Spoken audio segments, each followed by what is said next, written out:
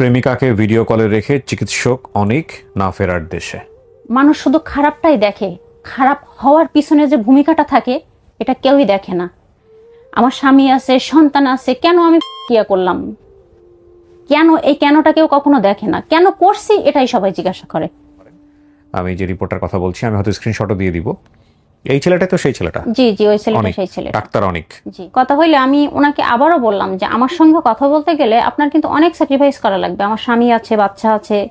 এর ভেতরেও আমাকে প্রায় বলতো কি যে তুই যে আমার সাথে কথা বলিস আমি এটা রেকর্ডিং করে তোর বরকে পাঠাবো। পরে এর ভেতরে ও 5 মিনিটের একটা ভিডিও করে দিছে যে গান গাচ্ছে এবং ওই রশি ঝুলানো, চেয়ার দেয়া, এটা আমাকে দেখাইছে এবং দেখাইছে যে এটাই আমার শেষ কথা, এরপরে আর কোনো কথা হবে না। তো আমি ওটা দেখে আমি ওরে ফোন দিছি। এটার পরিণতি কি ডেকে নিয়ে এসছে? একজন তো মরে গিয়ে কাইন্ড অফ বেঁচে গেছে, আরেকজন হচ্ছে জীবন মৃত, এবং এই সিরিয়াল শেষ হবে না কখনো। দর্শক এবং শ্রোতা, আল্লাহ সর্বাবস্থায় আমাদের সবার মঙ্গল করুন, সবসময়ের মতো প্রার্থনা জানিয়ে শুরু করছি লাইফের একটি এপিসোড।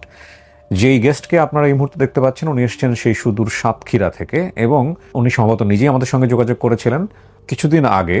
আমি যদি ভুল না বলে থাকি, এটা বছরখানেক হয়েছে, কি 1 বছর হয়েছে আপনাকে নিয়ে যে টেলিভিশন রিপোর্ট হয়েছে? না না, 1 বছর হয়নি, 39 দিন হলো রিপোর্ট হয়েছে। এটা কোন টেলিভিশনে হয়েছে?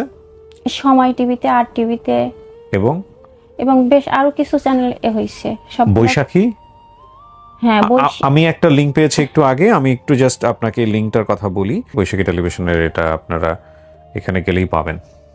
বৈশাখী টেলিভিশনের প্রেমিকাকে ভিডিও কলে রেখে চিকিৎসক অনিক না ফেরার দেশে। বৈশাখী টেলিভিশন সহ আরো অনেকগুলো টেলিভিশন চ্যানেলে এই রিপোর্টটা হয়েছে। কোনো টেলিভিশন চ্যানেল কি আপনার সাক্ষাৎকার নিয়েছে? না না, কেউই আপনার সঙ্গে কথা বলার চেষ্টা করেছে ওই সময়টাতে?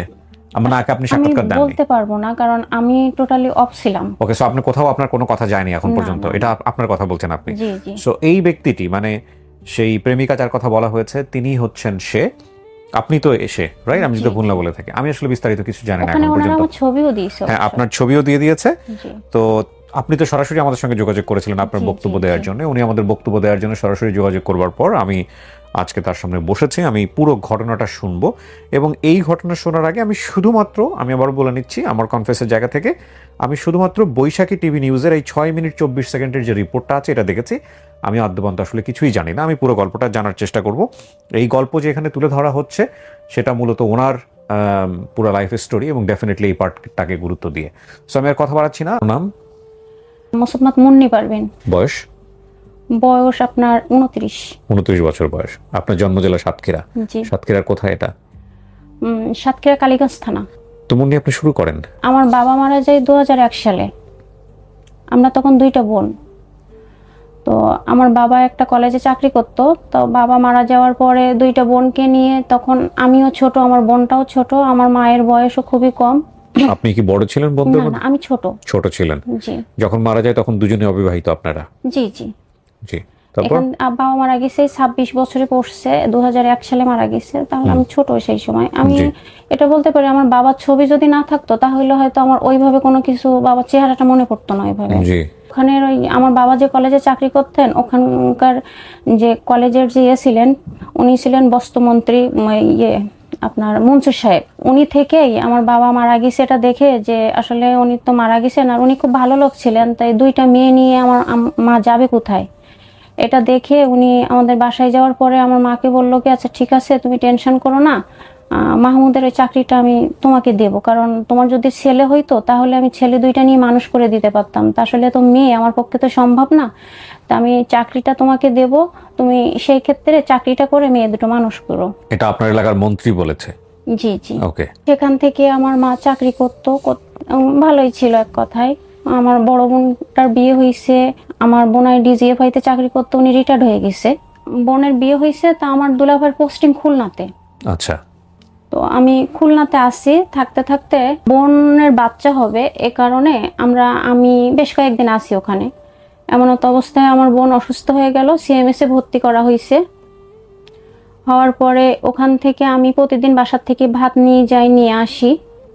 এই নিয়ে যাইতে একটা জাহিদ বলে একটা ছেলে, ও আমাকে ফলো করলো, আমি জানি না। এখন আমি সিএমএস এর বাইরের থেকে ফোনে ফ্ল্যাক্সি দিছিলাম, দেওয়ার পরে ও আমার নাম্বারটা ওই সেফলাক্সিলোডের দোকান থেকে নিয়েছিল। নেওয়ার পরে আমার বোনকে রিলিজ দেওয়ার পরে বাসায় আসছি। বাসায় আসার পরে ওই ছেলেটা ফোন দিছে, দেওয়ার পরে বাসায় ছোট বাচ্চা নিয়ে আসি, সবাই বিজি আছে, এমন উনি ফোন দিছে, দিয়ে বলছে সালাম দিছে কে? তা বলছে কি জাহিদ। তা বলছে কি জাহিদ কি? আমার মামা, আমার ছোট মামার নাম জাহিদ। তা বললো না আমি আপনার মামা না, আমি আপনার একজন বন্ধু। তা বলছে কি দেখেন আমি জাহিদ বলে কাউকে চিনি না, আর আপনি আমার বন্ধু হন আর যাই হন, আমি এখন কথা বলতে পারতেছি না, আপনি রাখেন, আমি বিজি আছি। তখন বয়স কত আপনার? তখন আমি এসএসসি পরীক্ষা দেই নাই। এসএসসি পরীক্ষাও দেননি, পড়াশোনা করতেছিলেন হ্যাঁ, তখন? হ্যাঁ। করছিলেন, জি বলেন তারপর। তো তখন উনি বললো কি আমি আপনার সিএমএস এর সামনের থেকে দেখছি, ওখান থেকে আমি আপনার নাম্বারটা নিয়েছি। তা বলছে কি নাম্বার নিছেন কি জন্য? তা বলছে আপনাকে আমার ভালো লাগছে তাই। দুই একদিন কথা হলো, উনি মাঝে মধ্যে ফোন দেয়, হ্যালো হাই বাই কথা হইতে থাকে। তো উনি বললো কি আপনি আমার সঙ্গে দেখা করবেন একটু? বলছে কি দেখেন আমার দুলাভাই খুব রাগী মানুষ, তা আমি বাসার থেকে ওইভাবে বাহির হইতে পারি না, আমি দেখা করতে পারবো না আপনার সঙ্গে। তো তখন উনি বললো কি আচ্ছা ঠিক আছে, আপনারা কোন বিল্ডিং এ থাকেন এটা আমি জানি, তো আপনি ওই বিল্ডিং এর ছাদের উপরে একটু উঠবেন, আমি আপনাকে দেখবো। আচ্ছা ঠিক আছে। এখন বিকালে আমার বোনের বাচ্চাটাকে নিয়ে আমি ছাদে উঠছি, ওঠার পরে উনি আমাকে দেখছে, আমিও দেখছি, উনি গাড়িতে আসছে, এসে দেখছে, দেখে আবার চলে গেছে। আচ্ছা, এখন ওনার সঙ্গে আরেকটা ছেলে ছিল এই জাহিদের সাথে? হ্যাঁ। এখন ও জাহিদের ফোন থেকে নাম্বার নিয়ে আমারে ফোন দিছে, দিয়ে আমাকে বলছে যে জাহিদ বলে ছেলেটা ভালো না, এই সেই। তুমি কি দেখেন জাহিদ বলে ছেলেটা ভালো হোক আর না হোক ভাইয়া, আমি তো তার সঙ্গে বিয়ে করতেছি না, এই জাস্ট তার সঙ্গে আমার কথা হয়েছে, জাহিদের সঙ্গে কথাটা তো বললেন না। এটা নিয়ে ওদের সঙ্গে, এটা আমি আবার জাহিদকে ফোন করে বলছি যে ও আমাকে ফোন করে কি আমি জানি না এরকম এরকম বলছে। এটা নিয়ে ওদের দুজনের ভেতরে ঝামেলা হয়েছে।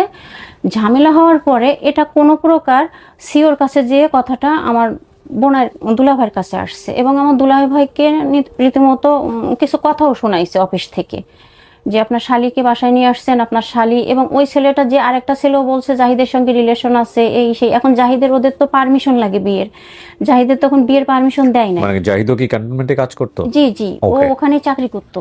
এখন এটা নিয়ে আমার দুলাভাইকে অফিসে বেশ কিছু কথাও শোনা লাগার পরে ওখান থেকে আমার দুলাভাই আমার আপাকে ফোন দেয়, দিয়ে আমার আপাকে কিছু কথা শোনায়, উল্টাপাল্টা কিছু কথা বলে, এবং আমার মাকেও ফোন দিয়ে খুব উল্টাপাল্টা কথা বলে।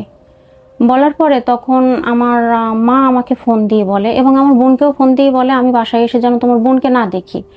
এখন আমার মাকেও ফোন দিয়ে উল্টাপাল্টা বলছে। তো বলার পরে আমার মা আমাকে ফোন দিয়ে বলছে কি যে আমার মেয়ের সংসারটা তো নষ্ট করিস, ওখান থেকে চলে যাও, এবং কোথায় চলে যাবা কি করবো আমি জানি না, তুমি আমার মেয়ের সংসার নষ্ট করিস, তুমি বাসায় আসবা না, তুমি চলে যাও। তো আমি ব্যাগটা গোছাই নিয়ে, আমার বড় বোনটা কিছুই বলে নাই, আমাকে একটা কথাও বলে নাই। আমার বড় বোনটা কান্নাকাটি করতেছে, বললো কি ঠিক আছে তাহলে তুমি চলে যাও।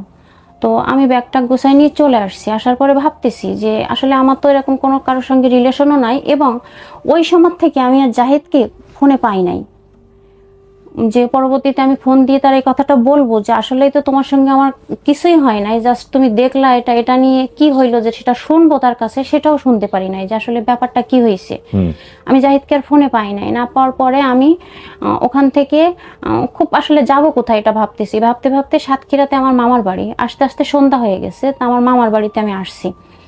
আসার পরে মামার বাড়িতে রাতটুকু থাকছি, থাকার পরে সকালবেলা আমার মা আমাকে ফোন দিছে। আমি ভাবতেছি আমি কোথায় যাব, কি করব, আমার তো যাওয়ার মতো কোনো জায়গা নেই। তো এর ভিতরে সকালে আমার মা ফোন দিছে, দেওয়ার পরে আমার মা বলতেছে কি আমি তো জানি, যে মা কথাটা এইভাবে বলছিল যে আমি তো জানি আমার ঘিনু খাওয়া ছাড়া, আমার মাথা খাওয়া ছাড়া তোমার অন্য কোথাও যাওয়ার জায়গা নেই। তো আমি তোমার নানা বাড়িতে আছি, তোমার খালাম্মা টালাম্মা আসছে, তুমি এখানে আসো। তো বলার পরে আমি ওখান থেকে গেছি নানি বাড়িতে। যাওয়ার পরে আমার একটা মামাতো ভাই, মোশাররফ তার নাম, তো তার সঙ্গে আমাদের সবার খুব ভালো সম্পর্ক, খালাতো ভাই বোন, মামাতো ভাই বোন। তো আমাকে আর কি করতে করতে বলতেছে কি একটা ছেলে আছে, বিয়ে করবি? তো আমি কি হ্যাঁ বিয়ে করবো। তো সত্যি সত্যি বিয়ে করবি? তো আমি কি হ্যাঁ সত্যি সত্যি, না তো কি। তা বলতেছে কি আচ্ছা ঠিক আছে তাহলে এই ছেলেটার সাথে কথা বল। তো ফোন নাম্বার দিয়েছে, দেওয়ার পরে আমি ফোনে কথা বলছি, কথা হওয়ার পরে বলছে কালকে আপনি আমার সঙ্গে দেখা করেন। বলছি কি আমি আপনার সঙ্গে কালকে কিভাবে দেখা করবো? আপনি মোশাররফের সঙ্গে আসেন। আমার মামাতো ভাইয়ের ফ্রেন্ড ছিল। ওকে। তো আমার মামাতো ভাইয়ের সঙ্গে তারপরের দিন বিকালে আমি গেছি। যাওয়ার পরে আমি দাঁড়াই আছি, ও তখন পলিটিক্স করতো, এটা আমি তার সম্পর্কে তো কিছুই জানি না। তো দেখলাম আমার মোটর সাইকেলে আমি আর আমার মামাতো ভাই যে থানার সামনে দাঁড়াইছে, দাঁড়াইলে বলতে ফোন দিছে যে ভাই আপনি কোথায়? তা বলছে কি আমি থানায়, তুই দাঁড়া আমি আসতেছি। তো ও যখন আসতেছে তখন আমিও দেখছি, দেখার পরে ওর বয়স কম, বাট ওদের ফ্যামিলিগতভাবে ওদের মাথায় চুল থাকে না। ওদের ফ্যামিলির ওই ছোট ছেলে, দুই বোন দুইটা বড়, ও ছোট। তা আমি ওকে দেখেই প্রথমে বলছি কি আসলে হয়তো মহান আল্লাহ তাআলা অহংকার সহ্য করে না কোনো মানুষের, ওটা আমার মনের কথা ছিল যে এই এরে আমি জীবনে বিয়ে করব না, টাকলুকে আমি কখনো বিয়ে করব না। তা আমি ওকে বলছি কি মোশাররফ ভাই ওই ছেলেকে যেন ওই ছেলে যেন বাইক চালায় আর তুই যেন পিছনে বসিস, আমি কিন্তু ওর পাশে বসবো না। তা বলছে কি ও বড় ভাই, আমি বলতে পারি যে ভাই আপনি চালান আমি পিছনে বসি। তো আমি বলছি কি আমি কিন্তু এই ছেলের বিয়ে করব না। তো সে বিয়ে করিস আর না করিস এখন চুপচাপ আসছি যখন চল ঘুরে আসি তারপরে দেখা যাবে। তো ঠিক আছে। এখন যখন বাইকে উঠছি, ওঠার পরে এই বাইকে তোর এইভাবে বসে উনি আমার হাতটা নিয়ে এইভাবে ওনার পেটে লাগাই দিচ্ছে। তা আমি যতবারই দিচ্ছি আমি হাতটা এইভাবে ঘুরাই নিয়ে আসতেছি। এখন 2-3 বার দেওয়ার পর আমি হাতটা ঘুরাই নিয়ে আসছি, তারপরে উনি আর দেয় নাই। না দেওয়ার পরে যে একটা পার্কে বসছি, বসার পরে বলছে কি আপনার আমাকে কেমন লাগছে? বলছে কি আল্লাহর সৃষ্টি সব মানুষই ভালো, আপনাকে আমার কেমন লাগবে? তো বলছে কি না আমি ওই কথা বলি নাই যে আমাকে আপনাকে কি পছন্দ হয়েছে। তো আমি বলছি কি দেখেন জন্ম মৃত্যু বিয়ে ওপরওয়ালার ইচ্ছা, আসলে ওইভাবে তো বলা যায় না। তো বলছে কি বুঝতে পারছি আপনাকে আমার পছন্দ হয়নি, তো আপনাকে আমার পছন্দ হয়েছে কি কারণে জানেন? তো বলছে কি? বলছে কি আপনি যে সুন্দরী, দেখতে ভালো, যথেষ্ট স্মার্ট, এ কারণে কিন্তু না। তা কি কারণে পছন্দ হয়েছে শুনবেন না? তো বলছে কি কারণে? বলছে কি আমি যে আপনাকে জাস্ট ট্রাই করলাম যে আপনার হাতটা আমি এইভাবে নিয়ে গেলে আমার এই বুকটা ওর পিঠে লাগে। এখন এটাতেও বললো কি যে আমি এটা প্রমাণ করলাম যে আসলে এর আগেও আমি বাইকে অন্যান্য মেয়েদের নিয়ে ঘুরছি, তারা বাইকে উঠলেই যেন এভাবে ওই বুকটা পিঠে দিয়ে বসে। তা আমার আসলে এভাবে ভালো লাগে নাই, তা আপনার এটা আমার ভালো লাগছে, তা আসলে আপনাকে আমার ভালো লাগছে। তো ওখানে আমি আসলে তো আমার মনেরই আমি তো ওনার সঙ্গে বিয়ে করবোই না, আমি ওইভাবে কথা বলতেছি না। না বলার পরে আমার ছোট ননদের সঙ্গে ফোনে কথা বলাই দিছে, বলছে কি আমার আপার সঙ্গে একটু কথা বলেন। তো ফোনে কথা বলাই দিছে, দেওয়ার পরে আমি আপা বলে সালাম দিয়ে কথা বললাম। তো বললো কি আমাদের বাসায় একদিন বেড়াতে আসো, সময় করে উজ্জ্বলের সঙ্গে আমাদের বাসায় একদিন বেড়াতে আসো। তো বলছি আচ্ছা ঠিক আছে আপা। ওইখান থেকে আস্তে আস্তে কথা হইলো, আমার মা যে কলেজে চাকরি করে ওনার বাবা সেই কলেজের প্রিন্সিপাল ছিলেন। মানে এই ছেলেটার নাম কি? হ্যাঁ ওনার যার সঙ্গে আপনি বাইকে ঘুরলেন? জি ওকে, পার্কে বসলেন? জি। এখন ওনার বাবা ওই কলেজের প্রিন্সিপাল ছিলেন, তখন প্রিন্সিপাল তো সব থেকে ওপরে। এখন আমার মা তো 4র্থ শ্রেণীর কর্মচারী ছিলেন ওই কলেজের। তো তখন উনি বলল কি যে তোমার মা যে ওই কলেজে চাকরি করে এটা তুমি আমার মাকে বলবা না, তুমি বলবা যে হ্যাঁ 2টা বোন, বোনের বিয়ে হয়ে গেছে, বাবার কিছু টুকটাক সম্পত্তি ছিল, এটা নিয়েই আমার মা আমাকে নিয়ে চলে, এটা বলবা। তা আমি ভাবতেছি যেটাই বলতে বলে বলুক, এখান থেকে চলে গেলে তো আমি আর ওনার সঙ্গে যোগাযোগ করব না। তো ওনার বাসায় নিয়ে গেছে, নিয়ে যাওয়ার পরে ওনার মা জিজ্ঞাসা করতেছে তোমাদের বাসা কোথায় কি? তা বলছি তা তুমি পড়াশোনা করো? তো বলছি কি হ্যাঁ। তা কি পড়ো? তা বলছি কি আমি এখন এসএসসি পরীক্ষা দেয় নাই, নিউটেন। তা তোমার মা কি করে? এখন বাবা মারা গেছে যখন মা কি করে, সংসার কিভাবে চলে? তো উনি যেটা শিখাই দিয়েছে আমি ঠিক ওইভাবেই বলছি যে এই। বলার পরে ওখান থেকে চলে আসছি। চলে আসার পরে উনি আমাকে অটো ফোন দিতেই আছে, আমি আর ওনার ফোন রিসিভ করি না। না করার পর উনি SMS করছে যে আমি বুঝতে পারছি আমাকে আপনার পছন্দ হয় নাই, তা আমার সাথে কথা বলতে হবে না, আপনি আর কথা বলা লাগবে না, আমি আপনাকে আর ফোন দিব না, আপনি আর একটাবার আমার সাথে কথা বলেন। বলছি আচ্ছা ঠিক আছে। তো ফোন রিসিভ করছি, তখন আমি আমার নানা বাড়িতেই আছি। ফোন রিসিভ করছি, করার পরে বললো কি কি ব্যাপার আপনি কথা বলতেছেন না কেন? বলছি দেখেন আমার ভালো লাগতেছে না কথা বলতে, এই জন্য। তো আপনি বাসায় যাবেন কবে? বলছি কালকে বাসায় যাবো। তো আপনি কি একা বাসায় যাবেন? বলছি হ্যাঁ আমার মা কালকে সকালে কলেজে যাবে আর আমি বাসায় যাব। তা বললো কি আপনাকে আমি আর কখনো ফোন দেবো না, আপনি কালকে বাসায় যাওয়ার সময় আমার সঙ্গে একটু দেখা করেন। বলছি আচ্ছা ঠিক আছে। এখন আমি বাসায় যাওয়ার সময় আমি ওই যে মোড়টায় আমাদের ওইখানে, সেই মোড়ে ফোন দিছি যে আমি অমুক জায়গায় আসছি, আপনি কোথায়? তো বললো আচ্ছা ঠিক আছে আপনি আসেন, আমি আসতেছি। এরপর পরে উনি বাইক নিয়ে সোজা আসছে। আসার পরে আমি তো ভ্যানে বসে আছি, উনি ভ্যানালাকে টাকা দিচ্ছে, দিয়ে বলতেছে কি যে তুমি নামো। বলছি কি না আমি নামবো না, আমি এই ভ্যানে যাব। তা বলতেছি কি না তুমি নামো। তা আমি 2বার বলার পরে উনি যে 2বার বলছেন বলছি না আমি নামবো না। তখন উনি ভ্যানালা বলছে কি যে উনি নামতে চাচ্ছেন, আপনি কেন নামাই নিচ্ছেন। ভ্যানালা পুরোপুরি মনে করছে ভ্যানালাটা মুরব্বী, যে এই মেয়েকে হয়তো কোনোভাবে ডিস্টার্ব করতে চাচ্ছে কি। তো বললো উনি নামতে চাচ্ছে না, আপনি কেন নামাবেন। তখন ও বললো কি ওই ভ্যানালাকে 2বার বলার পরে তখন ভ্যানালাকে বলতেছে কি তোরে কিন্তু একটা চড় মেরে তোর দাঁত সব ফেলাই দেবো, তুই আমাকে চিনিস, আমি কথা বলতেছি না তো এর ভেতরে তুই কথা বলতেছিস কেন। তো এটা বলার পরে আমি তখন আসলে আর কিছু বলি নাই, আমি সঙ্গে সঙ্গে ভ্যান থেকে নামছি। আমি বলছি, আচ্ছা আচ্ছা ঠিক আছে। আমি ভাবতেছি ওনার সঙ্গে ঝামেলা হয় কি। বলছে কি বাইকে ওঠো। তো আমি তো বাসায় যাবো। তো বলছে, তোমার বাসায় রেখে আসবো আমি। তো আমি বাইকে উঠছি। বাইকে ওঠার পরে উনি সোজা আমার বাসায় নিয়ে যায়নি, উনি একটা আমাদের ওইখানে সিনেমা হল আছে, সেই হলের একটা রোডে নিয়ে গেছে। নিয়ে যাওয়ার পর ওইখানে রেখে কিছুক্ষণ কথা বললো। বলার পরে বলতেছে কি আপনাকে কি আমার সত্যি পছন্দ হয় নাই, আপনি কি বিয়ে করবেন না। আপনার মামাতো ভাই যে বললো যে আপনি বিয়ে করতে চান, আপনার মামাতো ভাইকে বলছেন। তো আমি কি দেখেন আমি বলছি, কিন্তু আমার আসলে এখন মুড নাই, আমার ভালো লাগতেছে না। তা ওখান থেকে কথা হইলো। কথা হওয়ার পরে উনি ওইখান থেকে আবার আমার বাসায় দিয়ে আসলো।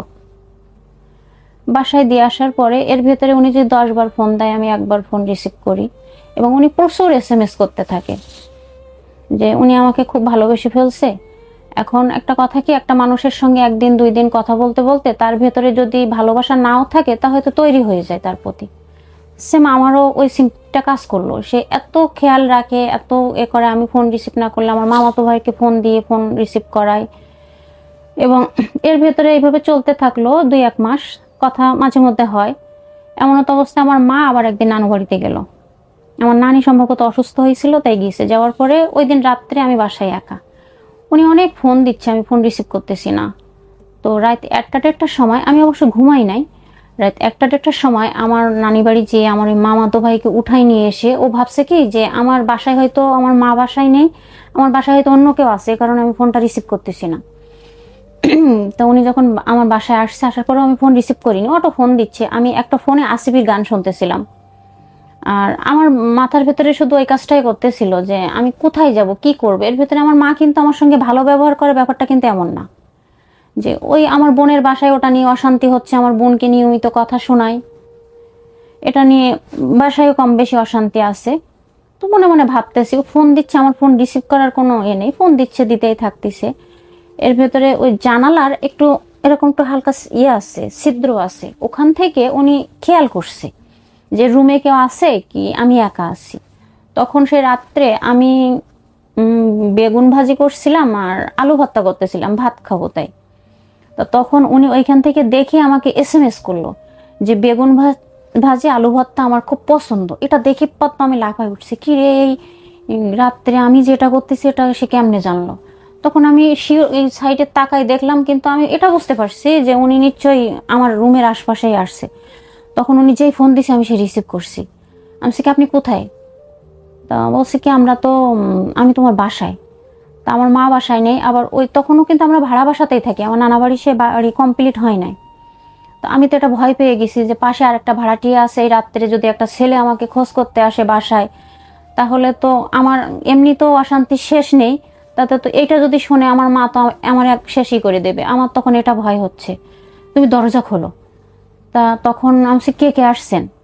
তা বলছে আমি আর মোশাররফ। এর ভেতরে আমার মামাতো ভাই ওই গ্রিলের ওই কোলাক্সি গেটের সামনে ডাকতেছে, মুন্নি মুন্নি করে ডাকতেছে। তখন আমি দরজা খুলছি, কি রে রাত্রি তোরা আসছিস কেন।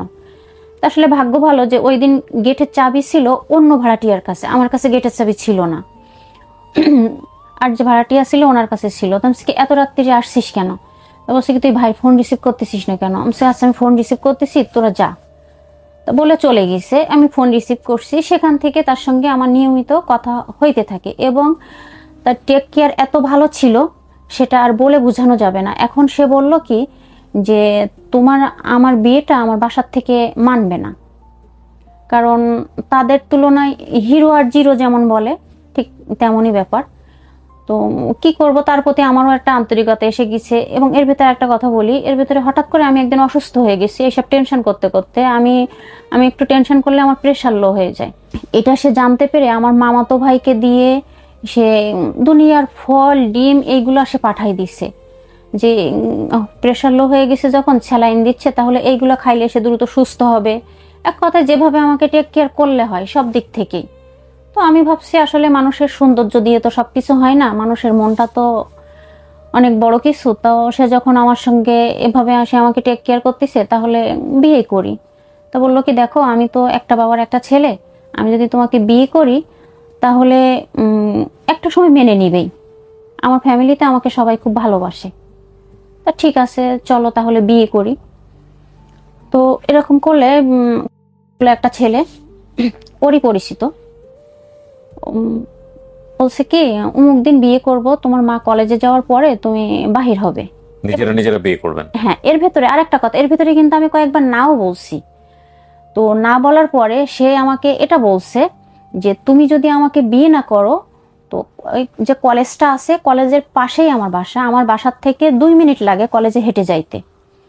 তো তোমার মা কলেজ থেকে যাওয়ার সময় তোমার মাকে কিন্তু কলেজে যাইতে দেব না, তোমার মাকে কিন্তু আটকাই দেব, এবং তোমার মা ওই কলেজে কিভাবে চাকরি করে সেটা আমি দেখে নেব। আচ্ছা। তো আমার ওই ভেতরে একটা ভয়ও কাজ করতেছে যে আসলে তো ওনার বাবা ওই কলেজে চাকরি করতো, ওই কলেজের প্রিন্সিপাল ছিল, তখন আওয়ামী লীগ সরকারও ক্ষমতায় আছে। তো সে তো আমাকে বিয়েই করতে চাচ্ছে, আর কিছু না। তো বিয়ে ঠিক আছে, একটা সময় ভাবলাম যে আচ্ছা বিয়ে করবো। তো কি করতো ছেলে? পলিটিক্স করতো, কিছুই করতো না। কিছুই করতো না, শুধু পলিটিক্স করতো? হ্যাঁ। ওকে। এখন এটা জানার পরে বললো বিয়ে করবো অমুক দিন, আর তুমি যদি আমাকে বিয়ে না করো, আমার আসলেই এখনো বলি ওইভাবে মন থেকে যে একবারে তার প্রতি আমার দুর্বলতা আসছিল সেটাও না, কিন্তু সে আমাকে এই ভয়টা দেখাইতো যে তুমি যদি আমাকে বিয়ে না করো তোমার মা কিভাবে চাকরি করে এটা আমি দেখবো। আর আমার মা তো বেঁচে থাকার অবলম্বন ছিল এই চাকরিটাই, চাকরিটাই যদি না থাকে তাহলে তো কোনো কিছু ইয়ে হবে না, আমার মাই তো শেষ হয়ে যাবে। তো ঠিক আছে বিয়ে করব। তো ফ্যামিলির থেকে তো এইভাবে মেনে নেবে না, চুরি করে বিয়ে করি। তোমাকে নিয়ে আসতে যাবে, তুমি তোমার জন্ম নিবন্ধনের কাগজ টাগজগুলো এগুলো রেডি করে নিয়ে আসো। আচ্ছা নিয়ে আসলাম, বলে যে ছেলেটা ওকে মামা বলে ডাকে, আমাকে নিয়ে আসতে গেছে, নিয়ে আমি আসছি ওদের বাসায়, এবং হুজুরও ডাকছে। এখন সে হুজুরের নাম ছিল সকল হুজুর। তো আমার শাশুড়িকে ফোন দিছে ওই হুজুরি, যে ভাবি তো বিয়ে করতেছে, তা আপনি কি জানেন? তা বললো না। তো সে একটা মেয়ে নিয়ে আসছে ওদের বাসায় বিয়ে করার জন্য, তো আমাকে তো ডাকছে, এখন আমি তো না গেলেও হবে না। আর আসলে রাজনীতির সম্পর্কে আমার কোনো ধারণা ছিল না, যে পলিটিক্স খাটায় মানুষকে কোনো চাপ দেয়া যায় কি, এর ব্যাপারে আমার কোনো ধারণা ছিল না। আমি পলিটিক্স সম্পর্কে কোনো কিছুই জানতাম না। তখন ওখান থেকে ওই যে ওর মা জেনে গেছে, ফোন দিছে, দেওয়ার পরে ওটা নিয়ে সিনক্রেট হয়ে ওখান থেকে রাগারাগি করে ও বাহির হয়ে গেল। ওর মা কি বলছে আমি জানি না। আর খাজুলকে বললো, খাজুল তুই ওকে বাসায় দিয়ে আয়। বিয়ে হলো না? না, বিয়ে হলো না। ও বাসায় চলে গেল। যাওয়ার পরে আবার ফোনে কথা হচ্ছে। আমি বলছি কি আসলে এটা আমার ভালো লাগতেছে না, আমি এইভাবে এই সম্পর্কে জড়াইতে চাই না, দরকার নাই। তো কিছুটা দুর্বলতা কাজ করতেছে। আবার ওই না বললেও একই কথা, তোমরা ওখানে থাকো কিভাবে দেখবো, এই করবো কিভাবে দেখবো, তখন তোমার মা চাকরি থাকে কিভাবে দেখবো। ঠিক আছে, এবার এমন ভাবে করবো যে বিয়েটা হবে, আমি একটা জায়গা ঠিক করতেছি। তো ঠিক আছে। তো বেশ কয়েকদিন যাওয়ার পর ও বলল কি আমি একটা ছেলেকে পাঠাচ্ছি, সেই ছেলেটা আমাদের বাসায় থাকতো, তার নাম আমার বিয়ের আগের থেকেই ওদের বাসায় থাকতো। বলছে কি আমি একটা ছেলেকে পাঠাচ্ছি, তুমি ওর সঙ্গে আসো। আমি আগে যে ওদের বাসায় বসতেছি, এবার অন্য হুজুর নিচ্ছি, কোনোভাবে কেউ টের পাবে না। তো ঠিক আছে, সেই যে আমাকে নিয়ে আসলো। নিয়ে আসার পরে এর ভেতরে আমি বলছি কি যে আমার ওই মামাতো ভাইকে না হইলে আমি বিয়ে করব না, আমি মনের থেকে ভয় পাচ্ছি। তো বললো আচ্ছা ঠিক আছে। এখন ও আমার মামাতো ভাইকে ডাকছে, কিন্তু ও যে আমাকে বিয়ে করবে এটাও আমার মামাতো ভাইকে বলে নাই। বলছে খারাপ তুই একটু ওই জায়গায় আইতো। বললে খারাপ গেছে। যাওয়ার পরে ওটা ভাবে নাই যে আসলে ওর সঙ্গে বিয়ে হবে। হওয়ার পরে আমি আমার মতো সোজা বললো বাসায় রেখে আসলো, আর ওর মতো যেভাবে চলতে থাকে সেইভাবেই চললো। এমন তো ভাবে ওর বাসায় জানাইলো। জানার পরে আমিও আমার বাসায় জানাইলাম। কতদিন পরে এটা? এটা মাসখানেক পরে হবে। আচ্ছা, কেন জানালেন?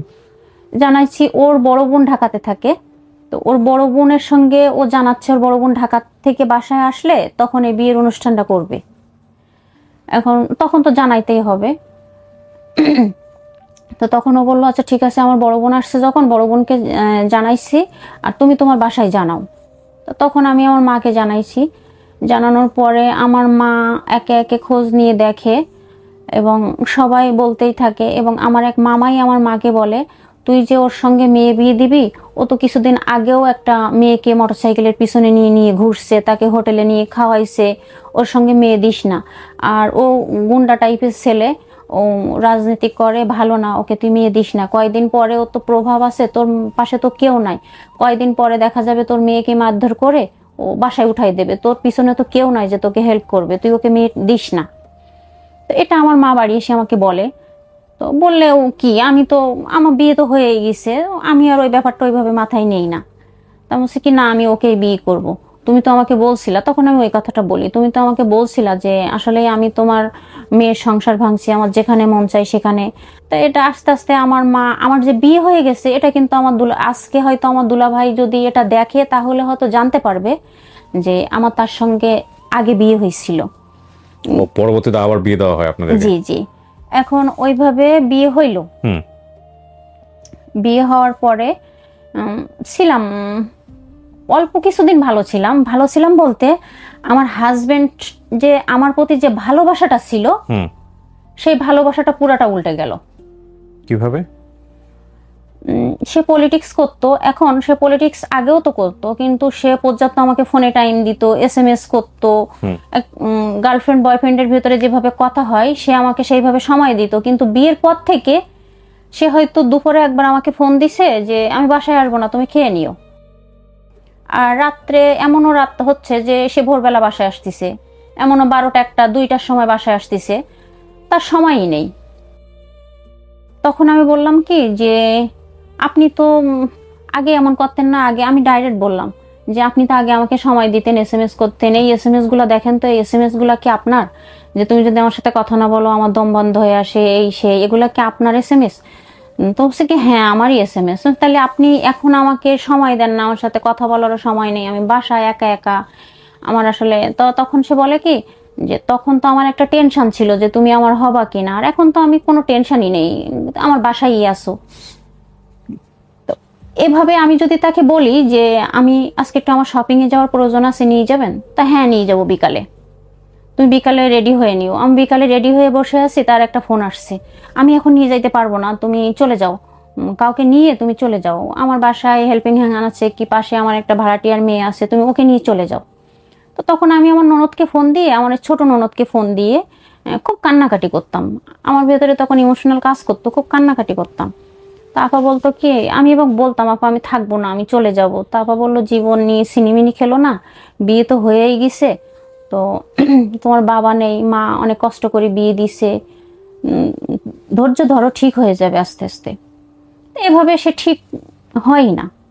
না হওয়ার পরে তখন আস্তে আস্তে আমার নিজের কাজকাম সব আমি নিজে করতে থাকলাম, এবং আমি চিন্তা করলাম যে আমার ভালো থাকতে গেলে আমি সব সময় এটা নিয়ে টেনশনে থাকি, আমি একা একা থাকি, আমার বাসায় আমার শাশুড়ি আর আমি ছাড়া কেউ নেই। ওর ওই ফ্রেন্ডদের এক ওয়াইফের সঙ্গে আমার পরিচয় করাই দিল যে তুমি ওর সাথে কথা বলো, ওর সঙ্গে সময় কাটাও, তাহলে তোমার সময়টা ভালো কাটবে। তো সে ভাবিরও একই অবস্থা, সে ভাবি বাসা ভাড়া থাকতো, তা সে প্রায় টাইমে আমার বাসায় আসতো, এইভাবে সময় কাটতো, কারণ তার হাজবেন্ড ওই একই অবস্থা। পরবর্তীতে শুনলাম যে তারও কিন্তু লাভ ম্যারেজ, এবং তারও ফ্যামিলি থেকে দিতে চায় নাই, এইভাবেই বিয়ে করছে। তো আমরা দুজনই প্রতিদিন কোথাও না কোথাও ঘুরতে বেরোই, এই করি সেই করি, এইভাবে করতে করতে সবারই তো একটা লাইফ আছে, আসলে ওইভাবে তো চলতে পারে না। তো তখন ভাবি আমাকে একটা টিকটক আইডি খুলে দিল, বলছে কি ভাবি আপনি তো গান টান শুনতে পছন্দ করেন, তা আপনি একটা টিকটক আইডি খুলেন। তো ভাবি আমাকে একটা টিকটক আইডি খুলে দিল, দিলে ওইভাবে। বিয়ের কয় বছর পর এটা? বিয়ের কয় বছর পর না, ওই 1 বছরের ভেতরে, ওই বিয়ের প্রথম বছরের মধ্যেই। জি। এর ভেতরে আমি কনসেপ্ট করি, 6টা মাস আমি বেড রেস্টে থাকি। তো আমার শাশুড়ি কিন্তু আমার রুমে আসে না, এবং আমার যে রুম ছিল, রুমের সামনেই ডাইনিং ছিল। তো আমি যে বমি করতাম, এই শব্দটা আমার শাশুড়ির কানে যাবে বিধায় ডাইনিংটা ওখান থেকে সরাইয়ে অন্য সাইডে নিয়ে গেল। ওই যে আওয়াজটা হইলে আমার শাশুড়ি খেতে পারে না। এবং অলওয়েজ টাইম এই বেডের পাশে একটা বালতি থাকতো, উঠে যাওয়ার মতো যাইতে যাইতেই হয়ে যাবে এমন একটা অবস্থা। তো একবার ঈদের আগে ডাক্তার আসলো, এসে কোনো কিছুতেই কাজ হচ্ছে না, অটো বমি হচ্ছে। তো বললো ভাই আর কোনো রাস্তা নেই, নল দিয়ে খাওয়াইতে হবে, কারণ বাচ্চা থেকে বাঁচাইতে তো হবে। তো বললো ভাই 2 দিন পরে ঈদ, এখন হসপিটালে ভর্তি করলে আসলে কেমন হয়ে যায়, চেষ্টা করেন আরো একটু অন্যভাবে। তো এভাবে কষ্ট করতে করতে আসলে হয়ে যায়, 6 মাস পরে আস্তে আস্তে সুস্থ হয়ে যায়। এবং এই হাতে স্যালাইন দেয়া, এই হাতটা এইভাবে রেখে আমাকে এই হাত দিয়ে রান্না করতে হয়েছে। হেল্পিং হ্যান্ড নিছে তখন, কিন্তু আমার শাশুড়ির কথা হইলো আমি বাহিরের মানুষের খাবার খেতে পারি না, আমি খাবো না। তো এই করতে করতে আমার ছেলেটা হইল। ছেলেটা হওয়ার পরে আমার ছেলে প্রচুর কান্নাকাটি করতো, এবং হয়েছিল আসলে আমি তো খেতে পারতাম না, ওই মেডিসিনের মাধ্যমে যতটুকু যা হয়েছিল 2 কেজি 200 ওজন হয়েছিল। আর আমি তারপর পরে আমার টাইফয়েড ধরা পড়ে, ইউরিনে ইনফেকশন ধরা পড়ে, গায়ে ব্লাড ছিল না। আমার বাচ্চা প্রায় টাইমে অসুস্থ হইতো। হওয়ার পরে তার সময় ছিল না। আমার বাচ্চাকে নিয়ে যদি কেউ ওদের কাছে জিজ্ঞাসা করে যে তোমার বাচ্চার বয়সে 8 বছর, 8 বছরের ভেতরে তোমার বাচ্চাকে নিয়ে তুমি কয়বার ডাক্তারের কাছে গিয়েছো, সে বলতে পারবে না যে আমার বাচ্চাকে নিয়ে আমি এই কয়বার ডাক্তারের কাছে গেছি। এবং তোমার বিবাহিত জীবনে 11 বছর, তুমি এই 11 বছরের ভেতরে তোমার ওয়াইফকে তুমি কয়বার ডাক্তারের কাছে নিয়ে গেছো, কি করছো? তোমার ওয়াইফকে 11 বছরের ভেতরে, হ্যাঁ সে আমাকে টাকা পয়সা দিচ্ছে, আমার এটার প্রয়োজন, টাকা দিয়ে দাও, এই নাও টাকা নাও, চলে যাও। তোমার জ্বর আসছে, হ্যাঁ ওই রেশমাকে ডাকো, আমার বাসায় যে মেয়েটা কাজ করতো তার নাম রেশমা, রেশমাকে ডাকো, রেশমাকে নিয়ে তুমি চলে যাও। তার কোনো সময় ছিল না আমার এবং আমার সন্তানকে দেওয়া। দেখেন, শুধু একটা কথা বলবো, মানুষ শুধু খারাপটাই দেখে, খারাপ হওয়ার পিছনে যে ভূমিকাটা থাকে এটা কেউই দেখে না। আমার স্বামী আছে, সন্তান আছে, কেন আমি কিয়া করলাম, কেন আমি একজনের সাথে কথা বললাম, কেন, এই কেনটা কেউ কখনো দেখে না। কেন করছি এটাই সবাই জিজ্ঞাসা করে। তো আমার বাচ্চা প্রচুর অসুস্থ, আমার মাকে ডেকে সে গাড়ি ভাড়া করে দিয়ে আমি সাতক্ষীরাতে আসছি। আমার বড় নন্দাই ছিল, ওর বড় ফুফা ছিল শিশু হাসপাতালের ডাক্তার। তো সে যে এমার্জেন্সি ভর্তি করে দিল, যে ভর্তি হইলাম রাত্রে। এর ভেতরে আমার হাজবেন্ড আসছে সন্ধ্যাবেলা, আমি শুনছি যে আমার হাজবেন্ড সন্ধ্যাবেলা সাতক্ষীরাতে আসছে।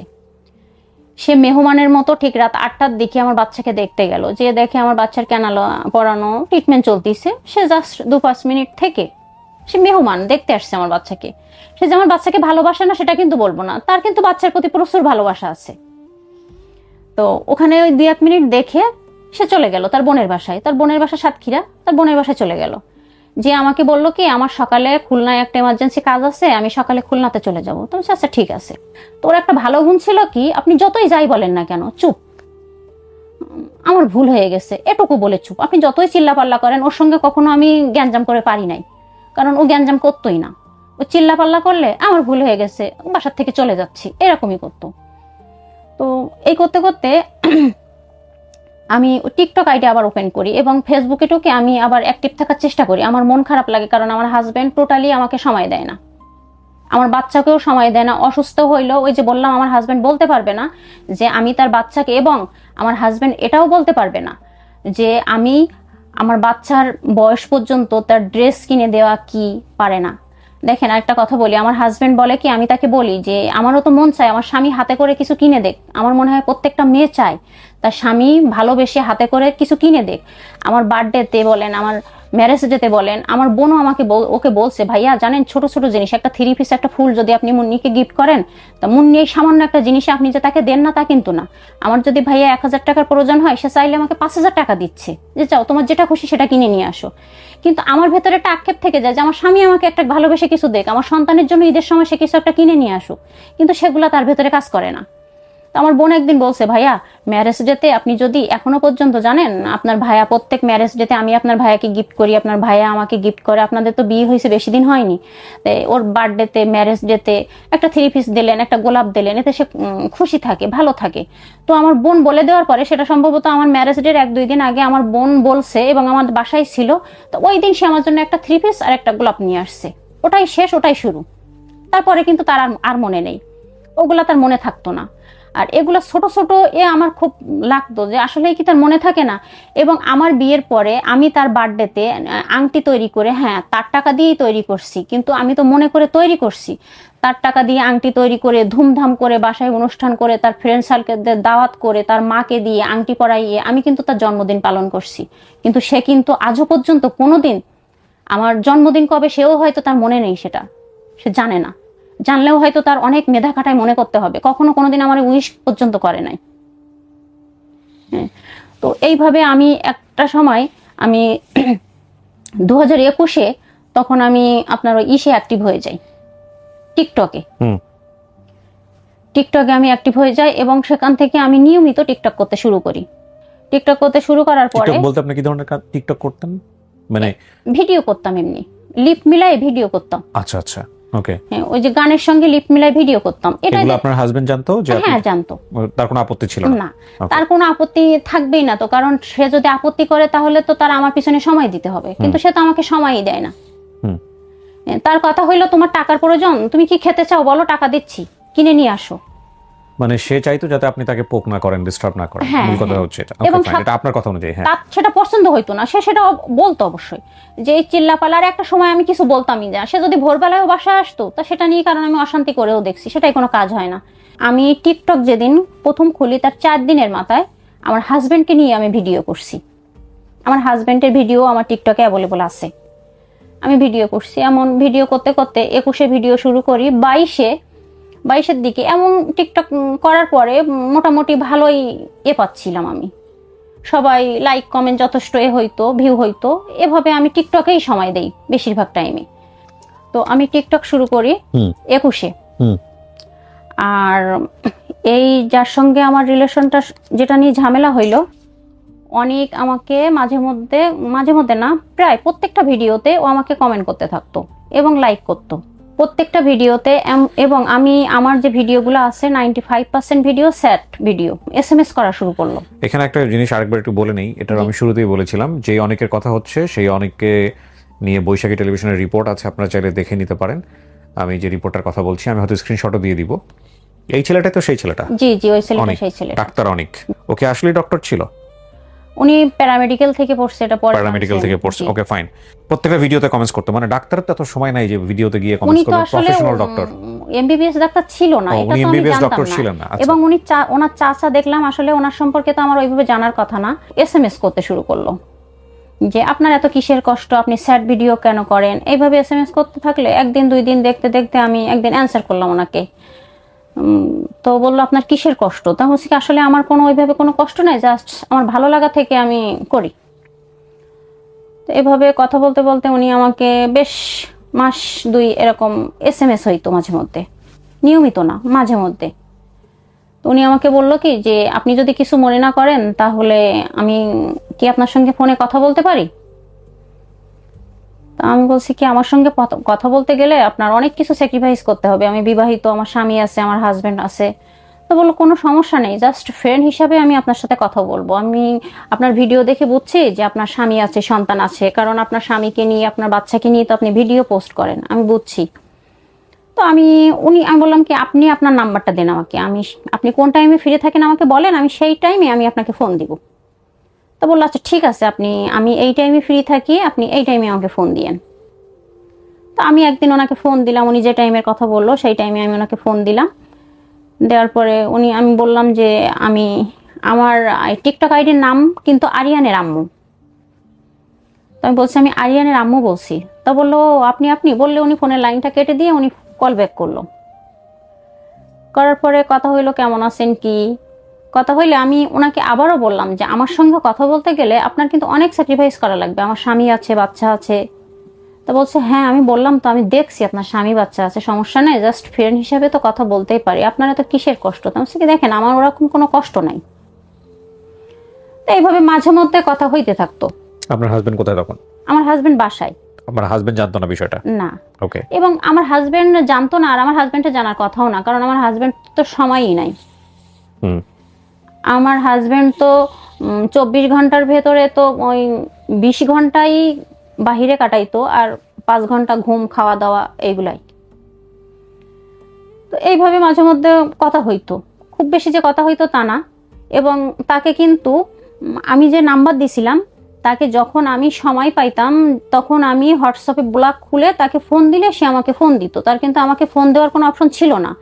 আমি বলছিলাম যে আমাকে কিন্তু অলস টাইম ফোন দেওয়া যাবে না, কারণ অনেক সময় আমার ফোন আমার হাজবেন্ডের নিয়ে হঠাৎ করে বাহিরে চলে যায়, আমার ফোনে কিন্তু আপনি ফোন দিতে পারবেন না। এই সত্যটাও আমি তাকে দিছিলাম। তো বললো আচ্ছা ঠিক আছে, কোনো সমস্যা নেই, আপনি যখন আমাকে নক করবেন আমি তখনই আপনার সাথে কথা বলবো, তাই ছাড়া আমি এমন কোনো কাজ করব না যে আপনার সংসারে কোনো সমস্যা হয়। তা আমি বলছি আচ্ছা ঠিক আছে। তো ওই আমি যখন সময় পাইতাম আমি ওনাকে ওই নক করলে হোয়াটসঅ্যাপে কথা হইতো আর টিকটকে মেসেজ হইতো, আর এবং উনি আমাকে কমেন্ট করতো, খুব ফানি ফানি কমেন্ট করতো, এবং প্রত্যেকটা ভিডিওতে উনি আমাকে কমেন্ট করতো। এইভাবে চলতে থাকলো। চলতে থাকতে থাকতে এই বছর 2 আমার হাজবেন্ড চলে গেছে 1.5 বছর। এই চলে গেছে বলতে বাইরে গেছে, দেশের বাইরে চলে গেল? হ্যাঁ। ওকে। তো আমার হাজবেন্ড চলে গেছে 1.5 বছর। 5ই আগস্টে সেই ঝামেলার পরে আমার হাজবেন্ড চলে গেছে। তো তার আগের থেকে 2-3 মাস আগে, আমার হাজবেন্ড চলে যাওয়ার 2-3 মাস আগের থেকে 2-3 মাস আগে না, আমি বলি আমার বাচ্চাকে নিয়ে আমি সাতক্ষীরাতে আসছি। আমি একবারে গ্রামে, আমার শ্বশুরবাড়ি, তো সেখান থেকে আমার বাচ্চাকে একটু ভালো স্কুলে ভর্তি করার জন্য সাতক্ষীরাতে আসি। তো সাতক্ষীরাতে আসার পরে আমি ওনার সঙ্গে, তখন আমি বাসাতে একা থাকি, আমি আর আমার বাচ্চা থাকি, আমার শাশুড়ি থাকে, আমার মাও আসে। তবে আমার তো ওই রকম কোনো থাকতো না যে আসলে আমার হাজবেন্ড, আগে তো মনের ভেতরে একটা ভয় কাজ করতো যে হুট করে আমার হাজবেন্ড বাসায় চলে আসবে, কিন্তু ওই ভয়টা তো তখন কাজ করতো না। তখন আমি তার সঙ্গে প্রায় টাইমে কথা বলতাম। সাতক্ষীরাতে আপনি কেন থাকতেন একা একা? আমার বাচ্চাকে নিয়ে, বাচ্চার লেখাপড়ার উদ্দেশ্যে। সাতক্ষীরা মানে জেলাতে? জি জি। জেলা শহরে? জি জি। Okay fine. তখন বাচ্চার বয়স কত? আমার বাচ্চার বয়স তখন আপনার এই 2 বছর সাতক্ষীরাতে আমি, আমার বাচ্চার বয়সে 8 বছর। ওকে। এই বয়সগুলো বা হিসাবগুলো একটু মিলবে না, একটু আপনার নিজেদের মতো করে মিলিয়ে নিন। উনি ওনার বাচ্চার পড়াশোনার জন্য সাতক্ষীরা জেলাতে গেছে। জি জি। তো তখন আপনার হাজবেন্ড তো দেশেই? জি জি, তখন আমার হাজবেন্ড দেশে। কিন্তু আপনার হাজবেন্ড কি করে তখন? তখনও আমার হাজবেন্ড পলিটিক্স করে। পলিটিক্স করেই যাচ্ছে। আর এই সুযোগে আপনি যেহেতু ওখানে ফ্রি এর আছেন, ভেতরে আমার হাজবেন্ডকে বেশ কয়েকবার টাকা পয়সা দিয়েছি ব্যবসা বাণিজ্য করার জন্য, কিন্তু কোনোভাবেই তার কোনো কিছু হয় নাই। কারণ ওই ব্যবসা তো আসলে নিজের না দেখলে হয় না। দোকান করে দিছি, একজনের ভরসায় ফেলে রেখে চলে গেছে, কিছুদিন পরে টাকাও শেষ, ব্যবসাও শেষ। Okay fine. আপনি ছেলেটার সঙ্গে, অনেকের সঙ্গে র্যান্ডমলি কথা বলতেন? হ্যাঁ, কথা বলতাম, এবং কথা তো বলতাম, কিন্তু তার সঙ্গে কিন্তু আমার এইরকম, আমি এই আশ্বাস তাকে দেই নাই যে আমি তোমাকে বিয়ে করব। তার বাসার লোকজন আমাকে বলছে যে আমি এটা হাইড করে তার সঙ্গে রিলেশন করছি। তো পরে হিসাব, আপনার কথাবার্তার জায়গাতে আসি, আমি ধারাবাহিকভাবে যেতে চাই। জি, তারপর?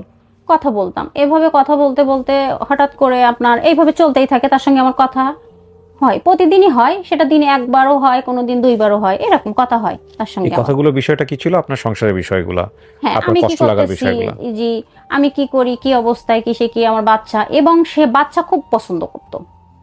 এবং তার ভেতরে আমার যে সফট কর্নারটা কাজ করছে সেটা হইলো সে আমার বাচ্চাকে ভীষণ ভালোবাসতো। যেটা আপনার হাজবেন্ডের ছিল না? না, আমার বাচ্চাকে সে ভীষণ ভালোবাসতো। যে সে হয়তো টাকা দিয়ে ভালোবাসতো না, আমার হাজবেন্ড হয়তো টাকা দিত, কিন্তু সে মনে করাই দিত সবকিছু। আমার মনে থাকলো যে বাবুর জন্য এটা কিনছো, বাবুর জন্য এটা হয়েছে, এটা করো, বাচ্চা মানুষ কষ্ট যেন না পায়, এগুলা সে বাচ্চাদের খুব ভালোবাসতো। এই হইতে হইতে হঠাৎ করে 5ই আগস্ট চলে আসলো। 5ই আগস্ট চলে আসার পরে তো ভীষণ ঝামেলা হইলো, এবং সেই ঝামেলা ফেসও করছি মাশাল্লাহ। সেই সময়তে তার সঙ্গে আমার একবারে খুব লং টাইম কথা হইতো। 5ই আগস্টে ঝামেলা ফেস করছেন মানে কি আপনার হাজবেন্ড আওয়ামী লীগ করতো? হ্যাঁ, আমার হাজবেন্ড আওয়ামী লীগ করতো, এবং আমার বাচ্চাকে নিয়ে আমি খুব প্রেশারের ভেতরে ছিলাম। আমার বাড়িতে আগুন দিবে, ঘর বাড়ি পোড়াই দেবে, বাচ্চাকে নিয়ে বাহির হয়ে যাইতে বলছে। প্রতিদিন আমার বাসায় লোক আসতিছে, বাচ্চাকে নিয়ে বাহির হয়ে যান, ঘর বাড়ি ভাঙবে, এই করবে সেই করবে। কারণ আমার হাজবেন্ড আওয়ামী লীগ করা অবস্থায় কিছু জামাত বিএনপি নেতাকর্মীদের আপনার মামলা দিছিল অন্যায়ভাবেই বলবো আমি, কারণ অন্যর কথা শুনে তো, আমি তো একজন মানুষ, আমাকে কেউ বলবে আর আমি সেই কাজটা করব, সেটা না, তো সেটা অন্যায়ভাবেই তাকে মামলা দিছিল। এখন এই যে 5ই আগস্টের পরপরই আমার বাসায় প্রচুর লোকজন আসতে লাগলো, ভাঙচুর করা, এই সেই, এটা নিয়ে খুব চাপের ভেতরে থাকি, খুব ভয়ের ভেতরে থাকি, এবং লোক আসে প্রতিদিনই যে বাসা ছেড়ে দিতে হবে। বাচ্চা আছে আর একটা মুরব্বী আছে বিধায় বাড়িতে আগুন দিতে পারতিছে না, তা না হইলে ওরা বাড়িতে আগুন দিয়ে দিত। তো এই সময় ওই অনিক আমাকে মেন্টালি খুব সাপোর্ট দিছে, প্রতিনিয়ত কথা বলে, এবং সে শুধু একটা কথা বলে যে যদি কোনো সমস্যা হয় তুমি সঙ্গে সঙ্গে আমাকে ফোন দিবা। অনেক সম্ভবত বিএমপি করতো, তবে ওইভাবে ও কোনো রাজনীতিতে জড়াই ছিল না, তবে ভালোবাসতো বিএমপি। তুমি কোনো সমস্যা হলে সঙ্গে সঙ্গে আমাকে ফোন দিবা, আমি সঙ্গে সঙ্গে কোনো একটা ব্যবস্থা করব। এবং সব থেকে যে কাজটা করছে, একবারে অনেকদিন ঘুমাই নাই, সারা রাত জেগে জেগে যাইতো এবং আমার বাচ্চাও ঘুমাইতো না। ওর ভেতরে একটা আতঙ্ক কাজ করতো যে আমি যদি ঘুমাই আম্মু তাহলে, এবং সে কথাটা বলতো, আম্মু আমি যদি এখন বলতাম বাবা তুমি ঘুমাও, তো বললো আম্মু যদি ঘুমায় হঠাৎ করে যদি আগুন দিয়ে দেয় তাহলে তো বাহির হইতে পারবো না। খুব ভয় কাজ করতো।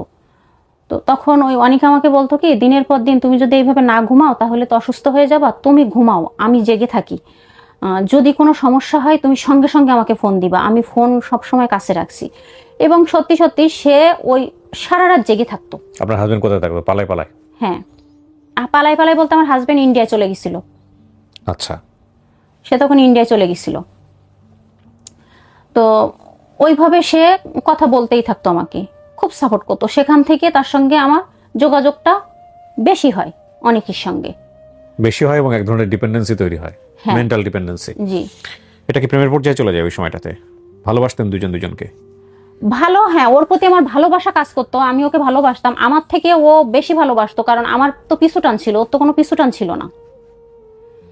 আমার পিছুটান ছিল, আমার স্বামী ছিল, সংসার ছিল, আমার পিছুটান ছিল, ওর তো কোনো পিছুটান ছিল না। আমি ওকে ভালোবাসতাম, ভালোবাসবো না এটা বললে মিথ্যা কথা বলা হবে, ভালো আমি বাসতাম।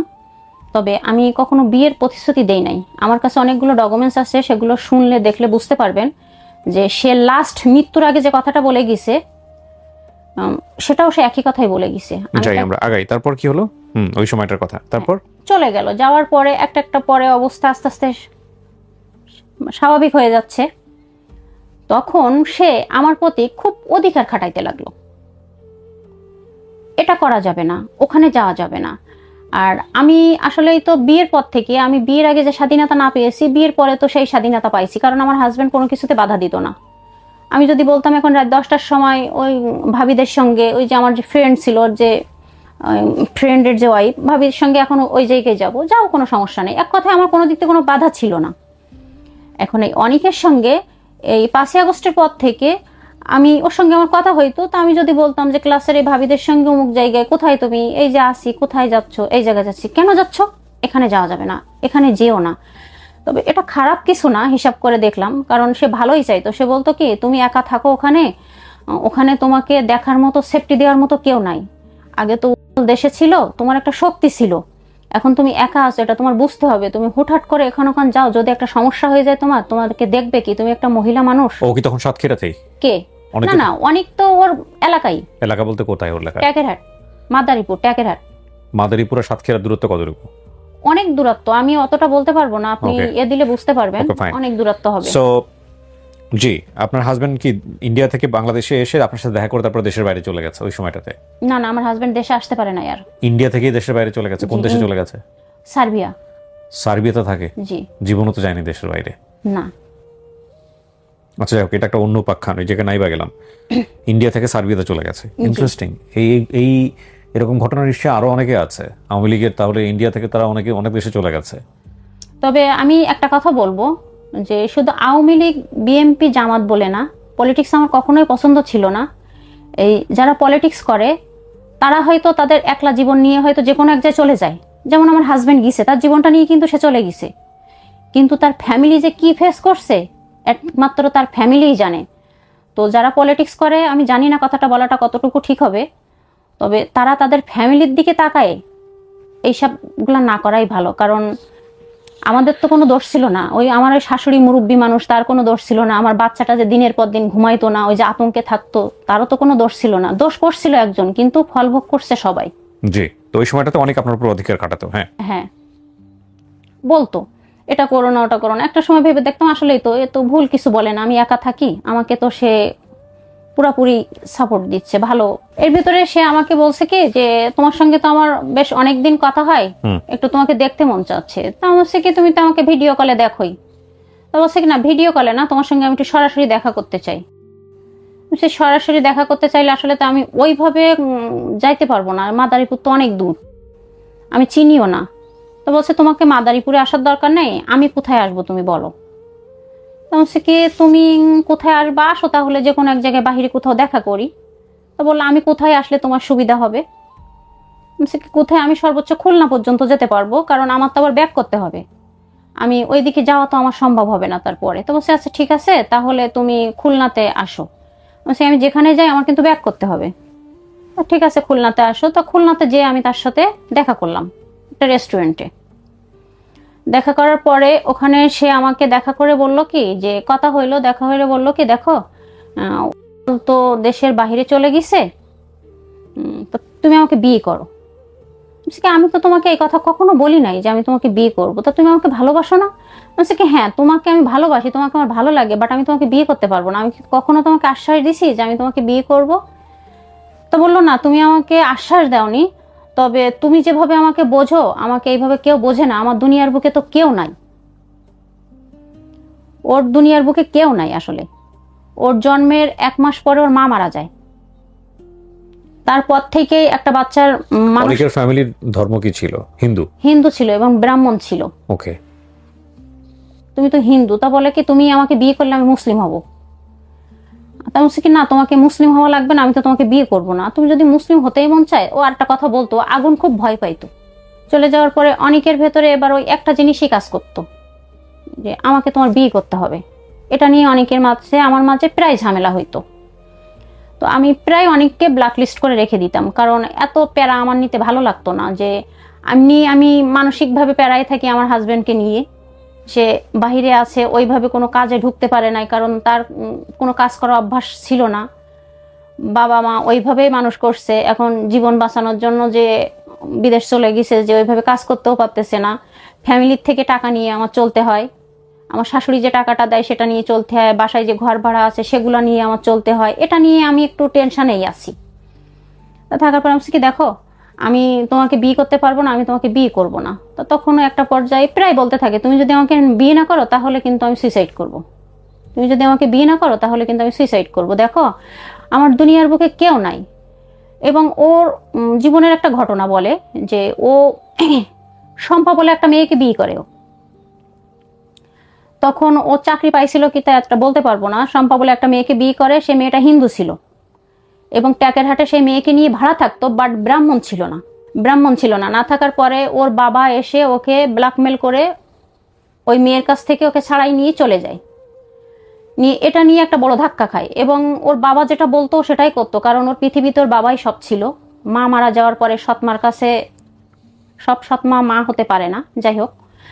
এখন ওই শম্পার সঙ্গে ডিভোর্স হওয়ার পরে ওর আর একটা মেয়ের সঙ্গে, বৃষ্টি বলে একটা মেয়ের সঙ্গে রিলেশন হয়। সেই মেয়েটা ছিল মুসলিম। সেই মেয়েটার সঙ্গে রিলেশন হওয়ার পরে সেই মেয়ের জন্য, আমার কাছে অবশ্যই প্রমাণ চাইলেও প্রমাণ আছে, সেই মেয়ের জন্য সে বেশ কয়েকবার ঘুমের ট্যাবলেট খাইছে। এটা তার ফ্যামিলির লোকও জানে এবং তাকে হসপিটালেও ভর্তি করা লাগছে। একবার হসপিটালে খাইছিল আর একবার বাসাতে খাইছিল, তার বাবা নিয়ে এসে হসপিটালে ভর্তি করছিল তাকে।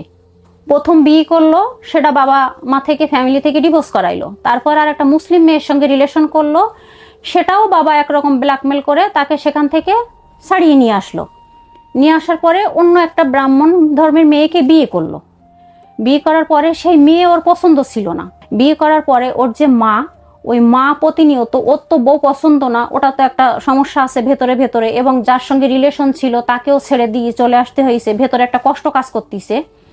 ওর ওই মা প্রতিনিয়ত তোর বউ এই করে, তোর বউ এই করে, এটা নিয়ে অনেককে বললে অনেক বউটাকে প্রচুর মারধর করে। মানে যখন আপনার সঙ্গে তার সম্পর্ক সেই সময়টাতে কি অনেক বিবাহিত ছিল? ডিভোর্স হয়ে গেছিল। ডিভোর্স হওয়ার পরে আপনার সঙ্গে সম্পর্ক? জি জি, আমার সঙ্গে যখন রিলেশনেও জড়াইছে তখন ওর সঙ্গে ওই বয়স কোনো রিলেশন ছিল না। ওকে। ওর মা ওই ভিডিওতে বলছে যে আমার সঙ্গে রিলেশন থাকাকালীনই আমার জন্য নাকি মেয়েকে ডিভোর্স দিছে।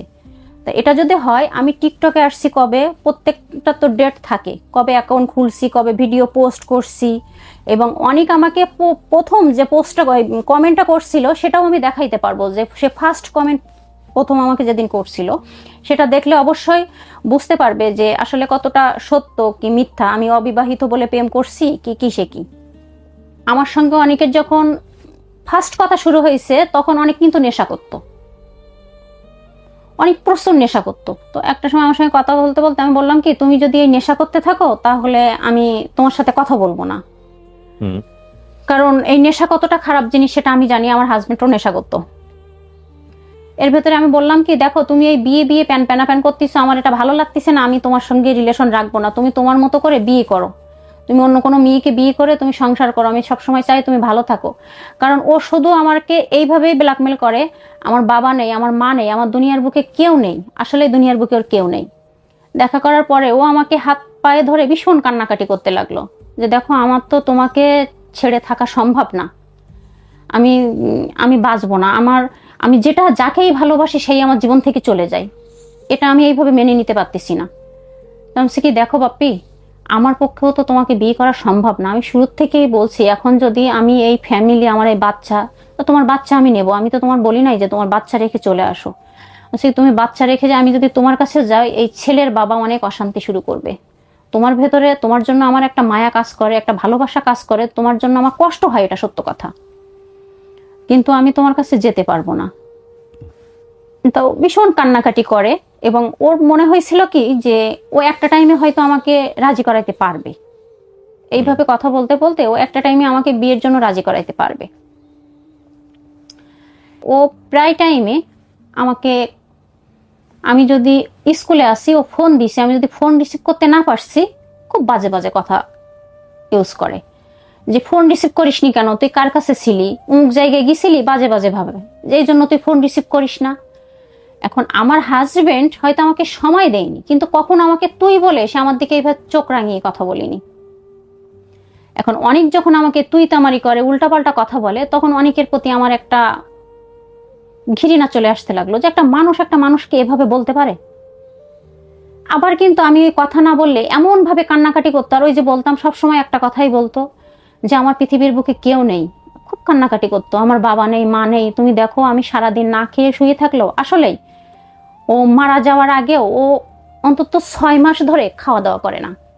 6 মাসে যদি এভারেজ হিসাব করা হয়, হয়তো একটা মাস 30 দিন খাইছে, আর 5 মাস টোটালি খাই নাই। কেন খানে? ওকে বাচ্চা নাকি, ওকে খাইয়ে দিতে হবে? খাইয়ে দিতে হবে না, দেখেন প্রত্যেকটা মানুষের একটা বেঁচে থাকার একটা অবলম্বন প্রয়োজন হয়, ওর কিন্তু সৎ মা আছে। ওর জন্য এত লোক কান্নাকাটি করতেছে, আপনি কি বলেন বাচাল? হ্যাঁ আমি বলি এত লোক কান্নাকাটি করতেছে, আমি বলি ওর আইডিতেই পোস্ট করা আছে ও মারা যাবার কিছুদিন আগে, এবং হসপিটালের মালিকও বলছে যে ও 1 মাস যাবত অনিয়মিত, ওই ফুটেজটাও আছে যে ও 1 মাস যাবত হসপিটালে আসে না, ও কিন্তু এই 1 মাস যাবতই অসুস্থ। হসপিটাল থেকে নার্স যে, ডাক্তার যে ওকে অক্সিজেন দিয়ে আসছে, গ্যাস দিয়ে আসছে। আচ্ছা যদি মা হয়, কোনো মা যদি ওটা দেখে, সেই মা কি বাসায় থাকতে পারে? যাক, আমি সেগুলোতে যাচ্ছি না, কিন্তু কথা হচ্ছে যে আপনার সাথে সম্পর্কে টানা পড়েন, এবং তারপরে কি হলো? এবং এই প্রতিনিয়ত তুমি যদি আমাকে বিয়ে না করো, আমি গলায় দড়ি দেব, আমি গলায় দড়ি দেবো। তো আমি কি এটা একটা সমাধান হইল না? তুমি গলায় দড়ি দিলে তো আমাকে ফাঁসাই দিয়ে গেলা। তা বললো না আমি এমন কোনো কাজ করব না, কারণ তুমি বিপদে পড়ো। তো আমি কি দেখো এটা কোনো সমাধান হইল না, তুমি ভালোভাবে জীবনযাপন করো, তুমি একটা সুস্থ স্বাভাবিক মানুষ। এবং আমার ওই রেকর্ডিংটা আছে, আমি ওকে লাস্ট যে ভয়েসটা দিছিলাম, এবং আমি বলছিলাম কি তোমার দ্বারা কখনো কিছুই হবে না। ও মনে করতো কি ও আসলে মেন্টালি ভাবে সুস্থ ছিল কি ভাইয়া, এটা বলা যায় না, কারণ ও মেন্টালি ভাবে সুস্থ থাকলে ও শুধু মনে করতো কি ভাইয়া দুনিয়ার হাজার হাজার মানুষের ফ্যামিলি না থাকলেও বাহিরে খাওয়া দাওয়া করে জীবনযাপন করতেছে, ও কিন্তু এটা করলে পারতো। কিন্তু ওর কথা ছিল কি তুমি যেদিন আসবা সেই দিন আমি বাসা নিব, বাসা নিয়ে আমি বাসায় খাবো, আমি বাহিরের খাবার খেয়ে বাঁচি না। ওর ভেতরে গোলামিটা কাজ করতো বেশি, তুমি আসো আমি স্বাভাবিক জীবনযাপন করবো, তা না হইলে আমি স্বাভাবিক জীবনযাপন করবো না। এইভাবে সে প্রায়, তুমি আমাকে আসবা না, না আসবো না, আমি ওকে প্রায় ব্ল্যাকলিস্ট দিয়ে রাখতাম যে এত প্যারা আমার নিতে ভালো লাগে না বাপি, আমার একটা বাচ্চা আছে, আমার বাচ্চাটা এই আমি তোমার সাথে কথা বলতে গেলে আমার বাচ্চাটাকে আমি পড়াইতে পারি না, আমার বাচ্চাটা সময় দিতে হয়, আমার বাচ্চাটা পুরো টেক কেয়ার করতে হয়, আমার বাসায় যাইতে হয়, শাশুড়ি থাকে, ফ্যামিলি থাকে, আমি তো সবসময় এরকম করে পারবো না।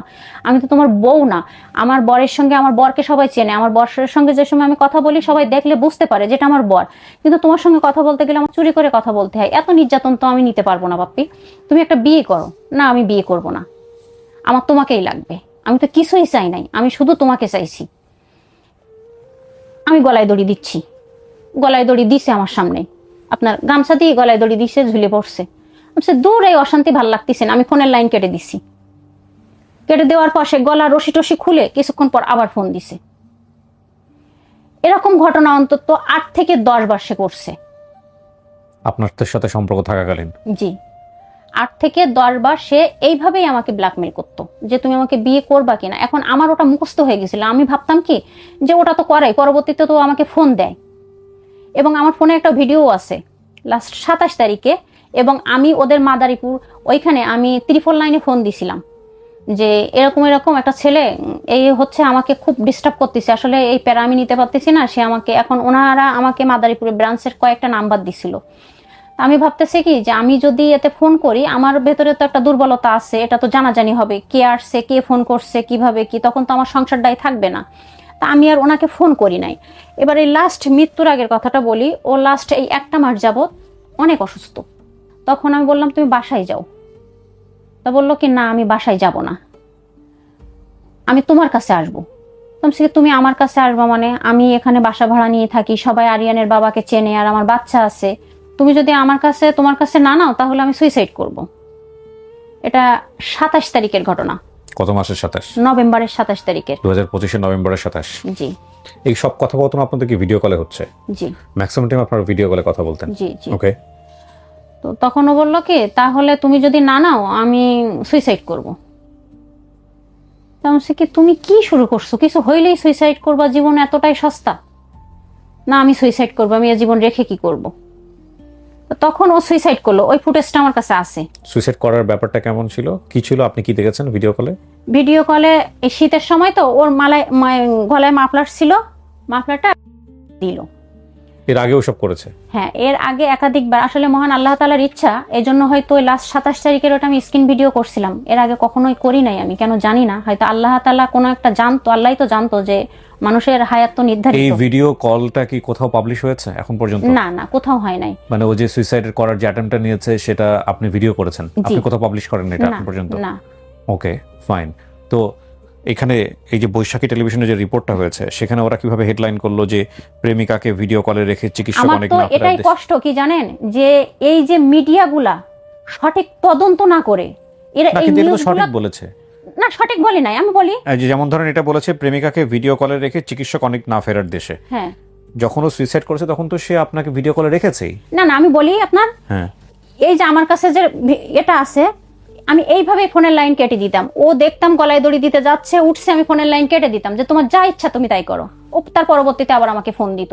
এই ঠিক যেদিন মারা গেছে ঠিক সেই দিনে এই কাজটা করছে। আমি কিন্তু ফোনের লাইন কেটে দিছি। আপনারা যদি আমার লাস্ট লোকেশন চেক করলে অবশ্যই বুঝতে পারবে যে আমি নেট লাইন থেকে কখন বাহির হয়ে গেছি। মানে বৈশাখী যে রিপোর্টটা করলো এই রিপোর্টটা তো সত্য রিপোর্ট আপনার কথা অনুসারে। তাহলে এই ভিডিও কলটা যদি আপনার কাছে স্ক্রিন রেকর্ডিং থাকে আর কোথাও যদি না থাকে, তাহলে এটা ওরা জানলো কিভাবে যে আপনাকে ভিডিও কলে রেখে? আমাকে, কারণ ওর ফোনের লাস্ট লোকেশন দেখছে, আমার নাম্বার তো ওখানে আছে। কিন্তু উনি যে আপনাকে ভিডিও কলে রাখছে এটা ওরা বুঝলো কিভাবে? ভিডিও কল দিছিল, উনি তো আমাকে ভিডিও কলই দিছিল। ঠিক আছে, ভিডিও কল দিলে তো যে কোন অ্যাপ ইউজ করতেন আপনারা? হোয়াটসঅ্যাপে ভিডিও কল। জি, ওনারা বলছে মেসেঞ্জারে, কিন্তু আমার সঙ্গে কিন্তু ওনারা মেসেঞ্জারে কথা হয় না, হোয়াটসঅ্যাপে কথা হয়েছে। কিন্তু সেখানে ভিডিও কল দিয়ে যে আত্মহত্যাটা করছে এই ছেলেটা, এটা ওরা বুঝলো কিভাবে? হ্যাঁ, এটা ওরা বুঝলো, এটা আমার যতটুকু ধারণা। আপনার কথা যদি সত্যি হয়ে থাকে, হ্যাঁ না, আমি বলি উনি সব সময় ফোনটা, ওই ভিডিওতেও আছে যে ফোনটা স্টনে রাখা। এখন ফোনটা স্টনে রাখা, এবং আমার কাছে যে ভিডিওটা আছে সেটা দেখলে আপনারা বুঝতে পারবেন যে আমার কাছে একদম মারা যাওয়ার শেষ পর্যন্ত কি আপনি ভিডিওটা রেকর্ড করেছেন? না, ও যেদিন মারা গেছে ওটা তো আমি রেকর্ড করি নাই ভাইয়া।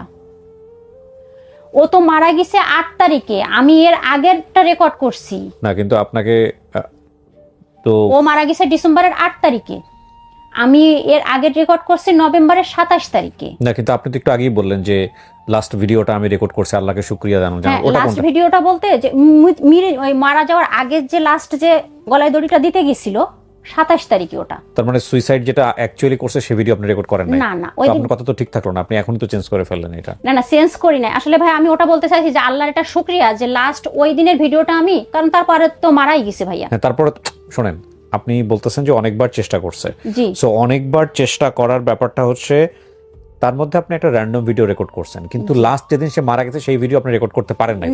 তাহলে আপনার কথা ঠিক থাকলো না, আপনার কথা তো এখনই চেঞ্জ হয়ে গেল। হ্যাঁ বলেন কি হয়েছে তারপরে? না, ওদিনই আমি করি না। ওইদিন কি হয়েছে, ওইদিনের ঘটনাটা বলেন। ওই দিন ঘটনা বলতে আমি তার 3 দিন আগে আপনি যে রেকর্ডটা করেছেন, রেকর্ডটা আমি দেখতে পারি একটু? হ্যাঁ অবশ্যই অবশ্যই। যে স্ক্রিন রেকর্ডটা করেছেন যে, এই যে ভাইয়া একটু আমাকে দেন। আসলে ভিডিও কলে তো সাউন্ড থাকে না, আসবে ভাইয়া সামনে স্পষ্ট দেখেছি। এবং প্রিয় দর্শক এবং শ্রোতা, এটা দেখেছি বলবো আমি, কারণ এটা তো আমি দেখাতে পারবো না আপনাদেরকে। ওই রাত্রে কথা হইলো, যেদিন মারা গেছে সেদিন না, কিন্তু তার 3 দিনের আগের ঘটনা। 3 দিন থেকে আমি তার সাথে কথা বলি না। রাত্রে কথা হইলো, এখন ওই কথা নিয়ে কথা হইলো, হওয়ার পরে বললো তোমার বাচ্চার পরীক্ষা সকালে, তুমি ঘুমাও। আমি বলছি আচ্ছা ঠিক আছে বলে ওই কথা বলে এক পর্যায়ে সকালে যখন আমি ফোনের লাইন কাটছি, ও ভাবছে আমি রাগারাগি করে ফোনের লাইন কাটছি। আমি বলছি তুমি তো বললা ফোনের লাইন কাটতে, তো বললো তুমি তো রাগ করে ফোনের লাইন কাটছো। কি রাগ করে না, আমি ঘুমাচ্ছি। এখন ও বারবার ফোন দিচ্ছে বলে আমি ফোনটা বন্ধ করে ঘুমাইছি। ঘুমাই নাই, ফরজের আজান দিছে, তারপরে আমি উঠে নামাজ পড়ে আবার আমার বাচ্চার পরীক্ষা, আমি চা নিয়ে এসে ফোন অন করে বসছি, আমার বাচ্চাকে আমি ডাকতেছি, ফোনটা অন করছি, করার সঙ্গে সঙ্গে ও তো ঘুমাই নাই। আর ওর অভ্যাস ছিল সারা রাত ঘুমাইতো না, ও সারা রাত ঘুমাইতো না। একটা মানুষ সারাদিন না ঘুমাইলে না খাইলে সে মেন্টালি ভাবে সুস্থ থাকতে কখনোই পারে না। তো আমি ফোন অন করছি, করার পরপরই ফোন দিছি। আমার বলতেছে কোথায় ছিলি তুই? সে কোথায় থাকবো, আমি বাসায় ছিলাম। তো বাসায় থাকলে তুই ফোন আপ করছিস কেন? বলছি বাসায় থাকলে ফোন আপ করবো, তুমি বারবার ফোন দিচ্ছ তাই। তুই তো ঘুমাসনি, আমি জানি, আমি তোকে চিনি না। কি না, আমি ঘুমাই নাই, সত্য কথা। আমি নামাজ পড়ে উঠে এই বসলাম। তখন ও বাজে ভাষায় একটু কথা বললে তখন আমি বলতেছি কি বাপ্পি তুই আমাকে, এর ভেতরেও আমাকে প্রায় বলতো কি যে তুই যে আমার সাথে কথা বলিস আমি এটা রেকর্ডিং করে তোর বরকে পাঠাবো। বলছি কি যে তুই যদি আমার যাই করিস না কেন, আমি আজকের পর থেকে তোর সঙ্গে কথা বলবো না। কারণ আমি একটা ব্যক্তি, তুই ভালো করেই জানিস তোর সঙ্গে আমার কয়টা পর্যন্ত কথা হয়েছে।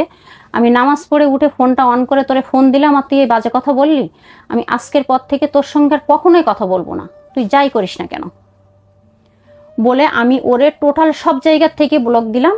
এবং আমার ফোনটাও, বাটাম ফোনটা আমি সুইচ অফ করে রাখলাম। সব জায়গা থেকে ওরে আমি ব্লক দিলাম, টিকটক, হোয়াটসঅ্যাপ, মেসেঞ্জার, সব জায়গা থেকে ওরে আমি ব্লক দিয়ে দিলাম। এই তিনটাই কি আপনার ফোন? হ্যাঁ, দুইটা, এই তিনটাই আমার ফোন। একটা পরে কিনছি অবশ্যই, ঝামেলার পরে। জি। তো আপনার আমি ওই ফোন টোন বন্ধ করে রাখলাম। এই 3 দিনের ভেতরে আমি ওর সাথে কথা বলি না। এখন পেজের মেসেঞ্জারে ও আমাকে প্রচুর SMS করতেছে। এর ভিতরে আরেকটা কথা বলি, ও আমার কাছ থেকে, ওর ফ্যামিলির লোকজন বলছে আমি ওর কাছ থেকে সর্বোচ্চ নিয়েছি। ওই ভিডিওটা যদি শোনেন, ওর মা বলছে যে ওরে যখন ওর বউ ডিভোর্স দিছে তখন ও 10 লাখ টাকা ঋণ ছিল। একটা মানুষ যদি 10 লাখ টাকা ঋণ থাকে, তার আমার পিছনে এত ইনভেস্ট করা সম্ভব হয় না। আর অনেক ওর চাচা যে এটা করছে, ওই যে মামলার জিডিটা করছে, সেখানে তার চাচা লিখছে যে সে ওয়ার্ড বয়। একটা ওয়ার্ড বয় স্যালারি থাকে কত ভাইয়া? ফাইন, ডিফেন্সের জায়গা পরে যাই, আপনার ঘটনার দিকে থাকি আমি। কি হলো এরপরে? ছেলেটা কি করলো? সুইসাইডটা কিভাবে করলো? কি ঘটনায় আসে? ও আমাকে SMS দিচ্ছে এবং সে দড়ি ঝুলাই রাখছে, দড়ি ফ্যানের সঙ্গে ঝুলাইয়ে সেটা ভিডিও, সেই ভিডিওর ফুটেজটাও কিন্তু আমার কাছে আছে, ছবিটাও আছে। ওই ছবিটাও দেখাইতে পারেন, ছবিটাতে ও নেই, দরকার নাই। এখন ওটা ও দিচ্ছে। দেওয়ার পরে আমি আসলে বিশ্বাসই করি নাই। কারণ বিশ্বাসটা না করার কারণ, এর আগেও আমার সামনে বহুত কয়বার গলায় দড়ি দিছে। এটা আমার বিশ্বাস করার কথা না, কারণ ও আমাকে এইভাবে ব্ল্যাকমেল করতেই থাকে। ও অটো SMS করতে লাগলো এবং আমি ওর ভয়েসগুলা ওই দিন শুনি নাই, তবে লেখাগুলা দেখতেছিলাম। আজকে শেষ কথা, এরপরে তোমার সঙ্গে কথা বলবো না। যেখানে তুমি আমার ছেলেকে বাবা বলে ডাকতো, আমার ছেলেটা নাদুস নুদুস, স্বাস্থ্য ভালো, তা বলতো কি আমার ছেলে কালো গ্লাসের চশমা পরতো, তা বলতো কি ও যখন চশমা পরে তখন নাকি ওর বাবার মতো দেখা যায়।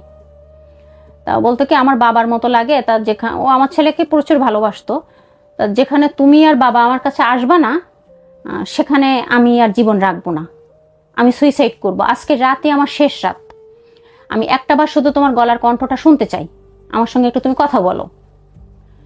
তো বলার পরে তো আমি তখন কয়টা বাজে, আমার বাচ্চাকে খাওয়াইছি, পড়াইছি, 11:30, 11:30টার পরেই আমি হোয়াটসঅ্যাপের ব্লগটা খুলছি। খোলার পরে এর ভেতরে ও 5 মিনিটের একটা ভিডিও করে দিছে, যে গান গাচ্ছে এবং ওই রশি ঝুলানো, চেয়ার দেয়া, এটা আমাকে দেখাইছে এবং দেখাইছে যে এটাই আমার শেষ কথা, এরপরে আর কোনো কথা হবে না। তো আমি ওটা দেখে আমি ওরে ফোন দিছি।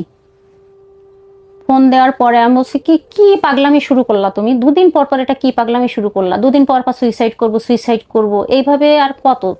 এটা একটা মানুষের জীবন হয় না, একটা স্বাভাবিক জীবন যাপন করো। তুমি আমার সঙ্গে সম্পর্ক রাখবা কিনা, তুমি আমাকে বিয়ে করবা কিনা। আমি কি তুমি আজ পর্যন্ত কখনো বলতে পারবা যে আমি তোমাকে আশ্বাস দিছি যে হ্যাঁ আমি তোমাকে বিয়ে করব? হ্যাঁ, তুমি আমাকে ভালোবাসো, হ্যাঁ তোমাকে আমার ভালোবাসি, এবং তোমার ভেতরে যে এটা কাজ করছে সেটা হইলো তুমি সবসময় আমাকে বলো আমার বাবা নেই, মা নেই, আমি এতিম, আমার দুনিয়ার বুকে কেউ নেই, আমাকে একটু ভালোবাসার মতো কেউ নেই। সেই এটার দেখে আমি তোমার সাথে কথা বলছি, আমি কখনো তোমাকে বলি নাই যে আমি তোমাকে বিয়ে করব। আচ্ছা ফাইন, কি হলো কখনো তারপর? বলতেছে কি তাহলে আমি সুইসাইড করব, তুমি এটাই চাও? আমি বলছি তোমার যেটা ভালো লাগে তুমি সেটা করো, আমার কিছু বলার নাই, বলে আমি ফোনের লাইনটা কেটে দিছি। এবং আরেকটা কথা বলি, ও কিন্তু ওই ফোন এইভাবে স্টনে রাখা, ওর ফোন অলস টাইম এইভাবে স্টনে রাখাই থাকে কথা বলতে গেলে, এবং ও টিকটক করে, ওরও কিন্তু একটা ফেসবুক পেজ আছে, যখনই যা করে ওর ফোনটা এইভাবে স্টনে থাকে। এখন ওর ফোনটা এইভাবে স্টনে আছে, ওই যেদিন আমার ফোনে যে ভিডিওটা আপনি দেখলেন ওটাও কিন্তু ফোন স্টনে রাখা, ফোন কিন্তু এক জায়গায় রাখা, তাই না ভাইয়া? রেখে ও উঠলো না, ও যেদিন মারা গেছে সেই দিনও কিন্তু ওর ফোনটা ওইভাবে স্টনেই রাখা। তখন ও বলতেছি কি তাহলে আমি গলায় দড়ি দিয়ে মরবো। তখন কি তোমার যেটা ভালো লাগে তুমি সেটা করো, আমার কিছু বলার নাই, বলে আমি ফোনের লাইনটা কেটে দিছি ভাইয়া। দেওয়ার পর এবং আমি ফোনের লাইন কেটে দিয়ে আমি ফোনটা অফ করে আমার মতো আমি ঘুমায় পড়ছি। ও কিন্তু মারা গেছে কি আমি কোনো কিছুই জানি না। না যাওয়ার পরে ঠিক আমি 3:30 4টার দিকে উঠছি। ওঠার পরে আমি ফোন অন করি নাই, ওঠার পরে আমি ফ্রেশ এসে নামাজ পড়ে আমি ঠিক আবার বসছি আমার বাচ্চার পাশে, ওই দিন আমার বাচ্চার লাস্ট পরীক্ষা। তো আমি উঠছি, ওঠার পরে আমি ফোনটা অন করছি, করার পরে আমার ফোনে কোনো SMS-ও আসে নাই, ফোনও আসে নাই, এবং আজ পর্যন্ত এইরকম ঘটনা কখনো হয় নাই যে আমি ফোনের লাইন কাটার পরে অনেক ফোন এবং SMS ট্রাই করেনি। আমি হয়তো তাকে ব্লক দিয়ে রাখি, যাই করি না কেন সে ট্রাই করে, এবং হোয়াটসঅ্যাপে ট্রাই করলে পরবর্তীতে নেট অন করলে পরবর্তী SMS ফোনগুলা চলে আসে নাই। যখন আসি নাই তখন আমার ভেতরে একটা ভয় লাগা কাজ করতেছে যে কি আসলেই মারা গেল, এ তো কখনোই এরকম হয় না, এর সঙ্গে আমার রিলেশন হওয়ার পর থেকে আজ পর্যন্ত যে এ আমাকে ফোন দেয় নাই, এরকম ঘটনা কখনো হয় নাই। তো আমি ওকে ফোন দিতে ভয় পাচ্ছি, সাহস পাচ্ছি না, যে এ যদি সত্যি সত্যি মারা যেয়ে থাকে তাহলে তো আমি ঝামেলায় পড়ে যাব, কিসে কি করবো আমি বুঝতেছি না। না করে তখন আমি অন্যান্য ওর যে আইডিতে যে ফ্রেন্ড সার্কেল তাদের আইডিতে আমি ঢুকে দেখার চেষ্টা করতেছি যে ও মারা গেলে তো ঠিকই তো সোশ্যাল মিডিয়ায় এটা আপলোড হবে। তো খুঁজতে খুঁজতে আমি প্রথম একটা দেখলাম যে ওদের হসপিটালের একটা স্টপ, শুধুমাত্র ওরা তার একটা ছবি দিয়ে শুধু পোস্ট করছে কি যে দাদা ভাই আমাদের মাঝে আর নেই। তো ওটা দেখে আমি বিশ্বাস করেও অতটা বিশ্বাস করতেছি না, আমি ভাবতেছি ও হয়তো আমাকে ভয় দেখানোর জন্যই এটা করতেও পারে। তো আমি তবু আবার ঘোটাঘুটি করতেছি যে দেখি দেখি, এই করতে করতে ওদের আর একজন কলিগ, ওর আরেকজন ডাক্তার, সে ওর ওই যে ভ্যানে শোয়ানো যে লাশটা, সেই লাশের ছবিটা পোস্ট করছে, এবং সাথে আরেকটা ছবি পোস্ট করছে যে ডক্টর অনিক শুভ আমাদের মাঝে আর নেই। এটা দেখার পরে তো মনে করেন আমি ফুল শিওর হয়ে গেলাম যে ও আসলেই মারা গেছে। তখন আমার মনে হচ্ছে কি জানেন, যে তবে ওটা আমার আমার তো বোঝার কথা না, আমার মনে হচ্ছে আমি যদি ওই টাইমে লাইনে থাকতাম, আমি যদি ফোনের লাইনটা না কাটতাম, হয়তো যদি আমি বলতাম যে আমি যদি দেখতাম, কেন আমি বলি নাই, তাহলে হয়তো এই কাজটা করতো না। তখন আমি যে বলবো ভাইয়া, এর আগে তো এই কাজটা একাধিকবার করছে, আমি ফোনের লাইন কেটে দিছি। এবার আপনি আমার প্রশ্নের উত্তর দেন, সেটা হচ্ছে যে ওর ফ্যামিলি জানলো কিভাবে যে এইরকম একটা সম্পর্কের কারণে ও সুইসাইড করেছে? আপনাদের বিষয়টা কি ওর ফ্যামিলি জানতো? হ্যাঁ, ওর ফ্যামিলির সবাই জানতো। কিভাবে জানতো? ও যে ও আমার সঙ্গে কথা বলতো, যখন টিকটকে ওর আমার সঙ্গে পরিচয় হয়, যখন ও আমার সঙ্গে কথা বলে, তখন ওর স্বাস্থ্য ভাই, তার নাম দীপ দেখতো, জানতো, এবং হসপিটালের অনেকেই দেখছে, কারণ ওর সঙ্গে তো আমার 2-1 দিনের কথা হচ্ছে না যে এটা মানুষ বুঝতে পারবে না। এবং ও নাকি সবাইকে বলতো কি যে হসপিটালের অনেকের নাকি বলতো যে আমার বউ।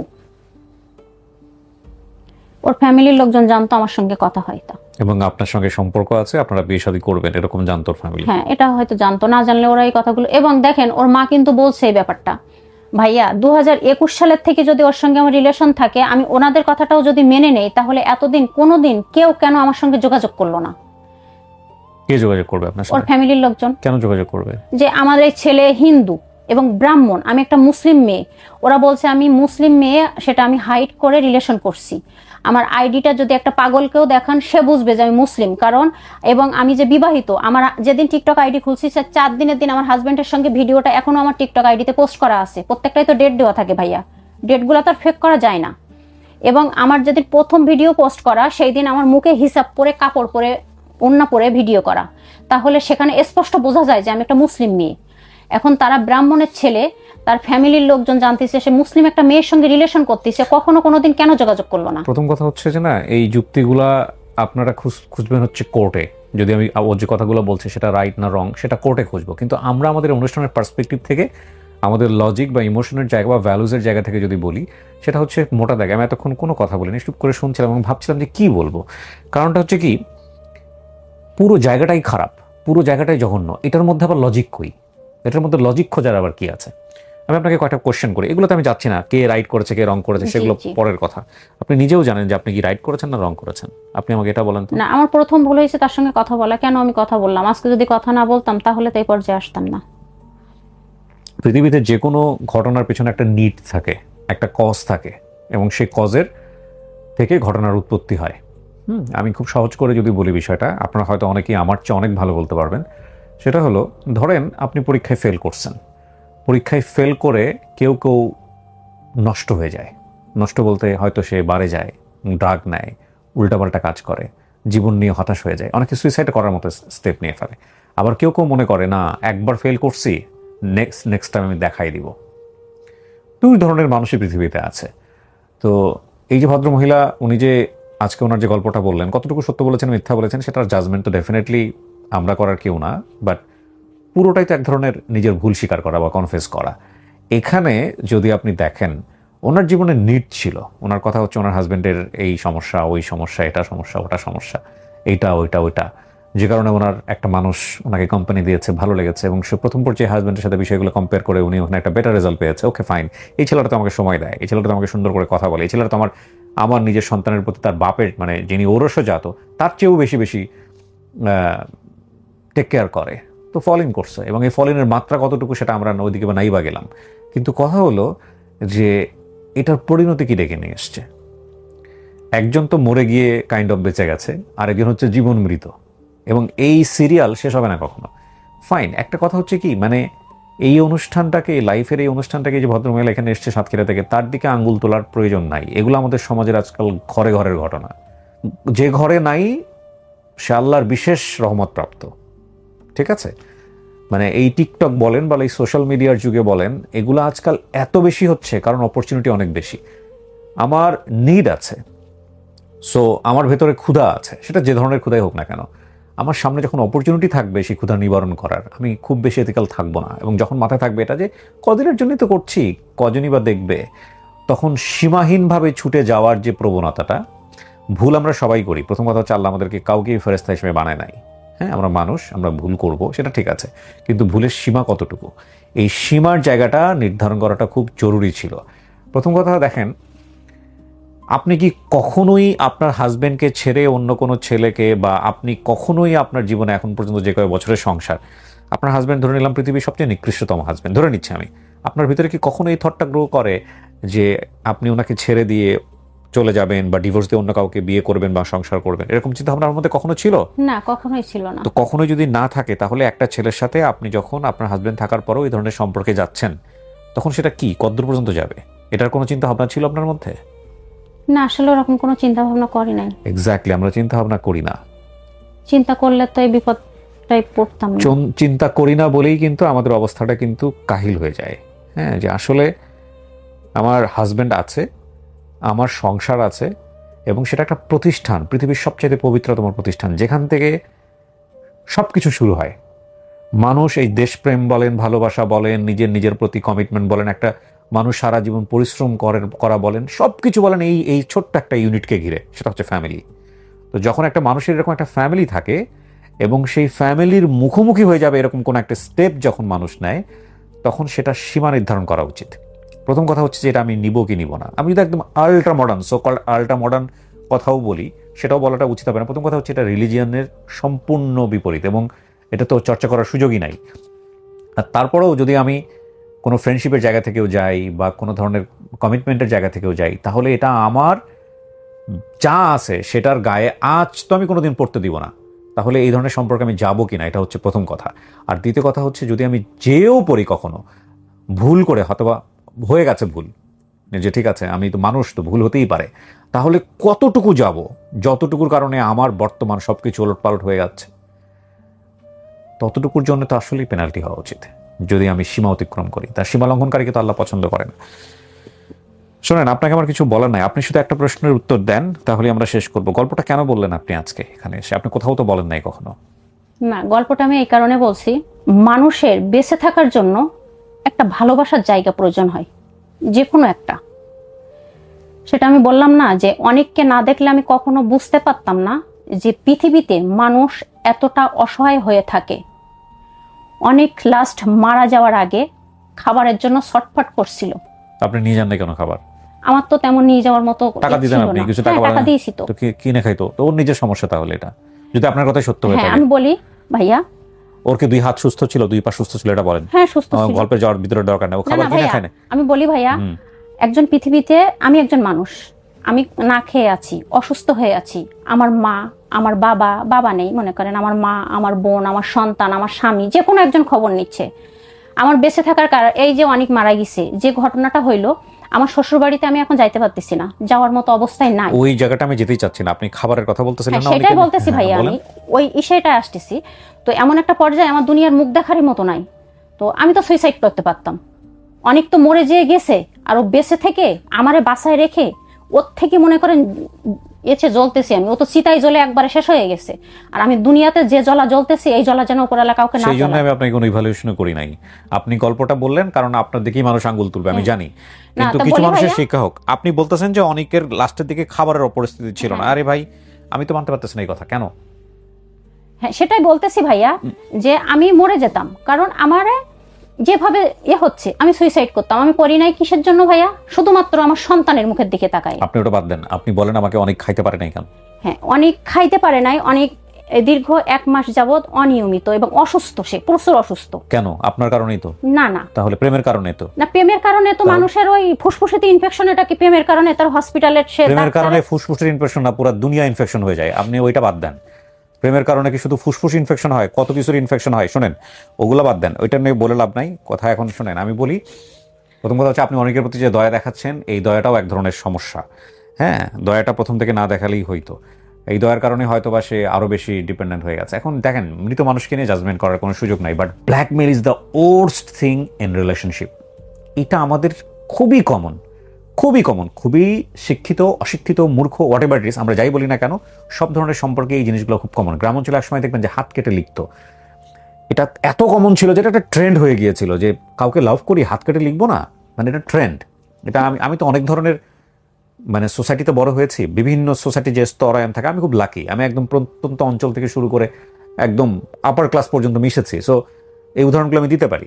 হাতে না লিখলে মনে হতো না যেটা ভালোবাসা। এটা ক্লাস 8-9 পড়া পিচ্ছি পিচ্ছি বাচ্চাগুলা। আবার আমি জানি না এটা এখন আছে কিনা, এক ধরনের পাতা পাওয়া যায়। ভাই, একটা কথা কি বলবো? হ্যাঁ, বলেন। যারা অনেককে চেনে তারা এটা জানে, অনেকের হাতে ওই যে কাটাটা বললেন, তাই মনে হইলো এটা আমার অনেক জন্য না, এটা অনেকের আছে, এটা আমার জন্য না।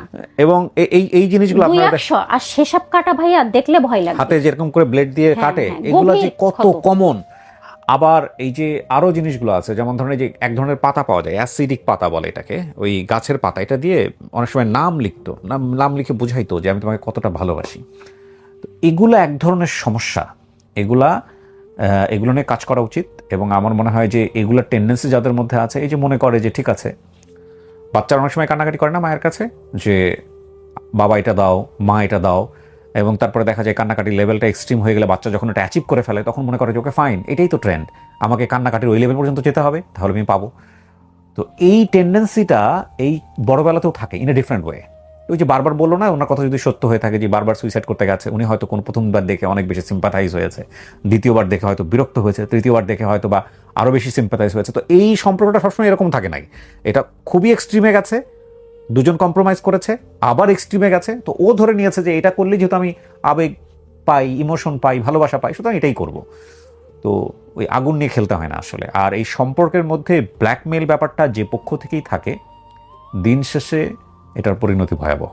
কারণ অপরপক্ষ থেকে সমসাময়িককালে ভয় পেয়ে হলেও হয়তো সে মেনে নিচ্ছে যে না তুমি যেটা বলতেছো সেটা আমি মানতেছি, কিন্তু দিন শেষে সে আসলে মানতেছে না, সে সুযোগ খুঁজতেছে আপনার কাছ থেকে কীভাবে এসকেপ করবে। কারণ ব্ল্যাকমেইল করে, যেখানে ব্ল্যাকমেইল থাকে সেখানে রেসপেক্ট থাকে না, আর ডেফিনেটলি ব্ল্যাকমেইল যেখানে আছে সেখানে সম্পর্কও থাকবে না, টুডে অর টুমরো থাকবেই না, যত প্রেমই থাকুক না কেন। এবং ওই যে উনি যেটা বললো না যে ও তো মনে করে এরকমই করে, সো একসময় হয়তো নর্মাল, এটা ব্যাপার না, এরকম করতে করতেই আসলে দুর্ঘটনা ঘটে।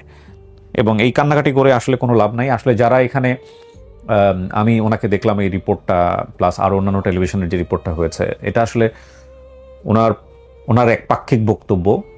ওনার এই বক্তব্যের প্রেক্ষাপটে সবচেয়ে ক্লোজেস্ট যারা ছিলেন অনেকে, তারা যদি বক্তব্য দেন, ওনারও হাজারটা প্রবলেম বের হবে, হাজারটা ফল্ট বের হবে।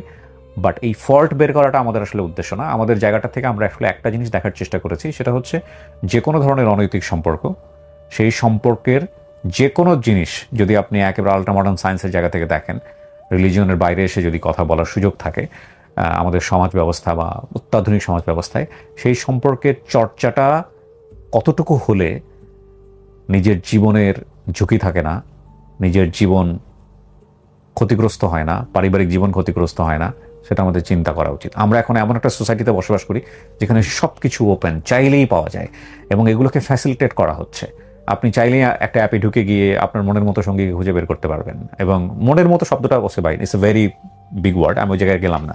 তো ফ্যাক্ট হইলো গিয়া যে এই যে টিকটক বলেন বা অন্যান্য যে জায়গাগুলো, যে প্ল্যাটফর্মগুলো আমার অনেক বেশি ইজি করে দিচ্ছে আমাদেরকে, কিন্তু দিন শেষে আমরা তো সবাই পারিবারিক মানুষ। দিন শেষে আমাদের সন্তান আছে, আমাদের যে মানুষটাকে ভালো লাগে না সংসারে, সেই মানুষের সাথে সংসার করতে হচ্ছে, ওই মানুষটা খুবই গুরুত্বপূর্ণ সংসারের জন্য, ওই মানুষটা আছে। এবং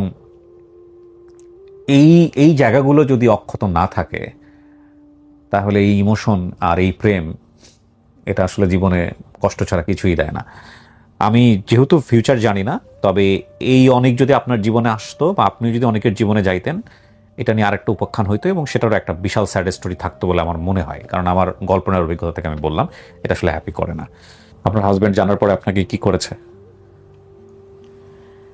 আমার হাজবেন্ড যাওয়ার পরে হয়তো তার যদি বাচ্চা না থাকতো তাহলে সে আমাকে রাখতো না।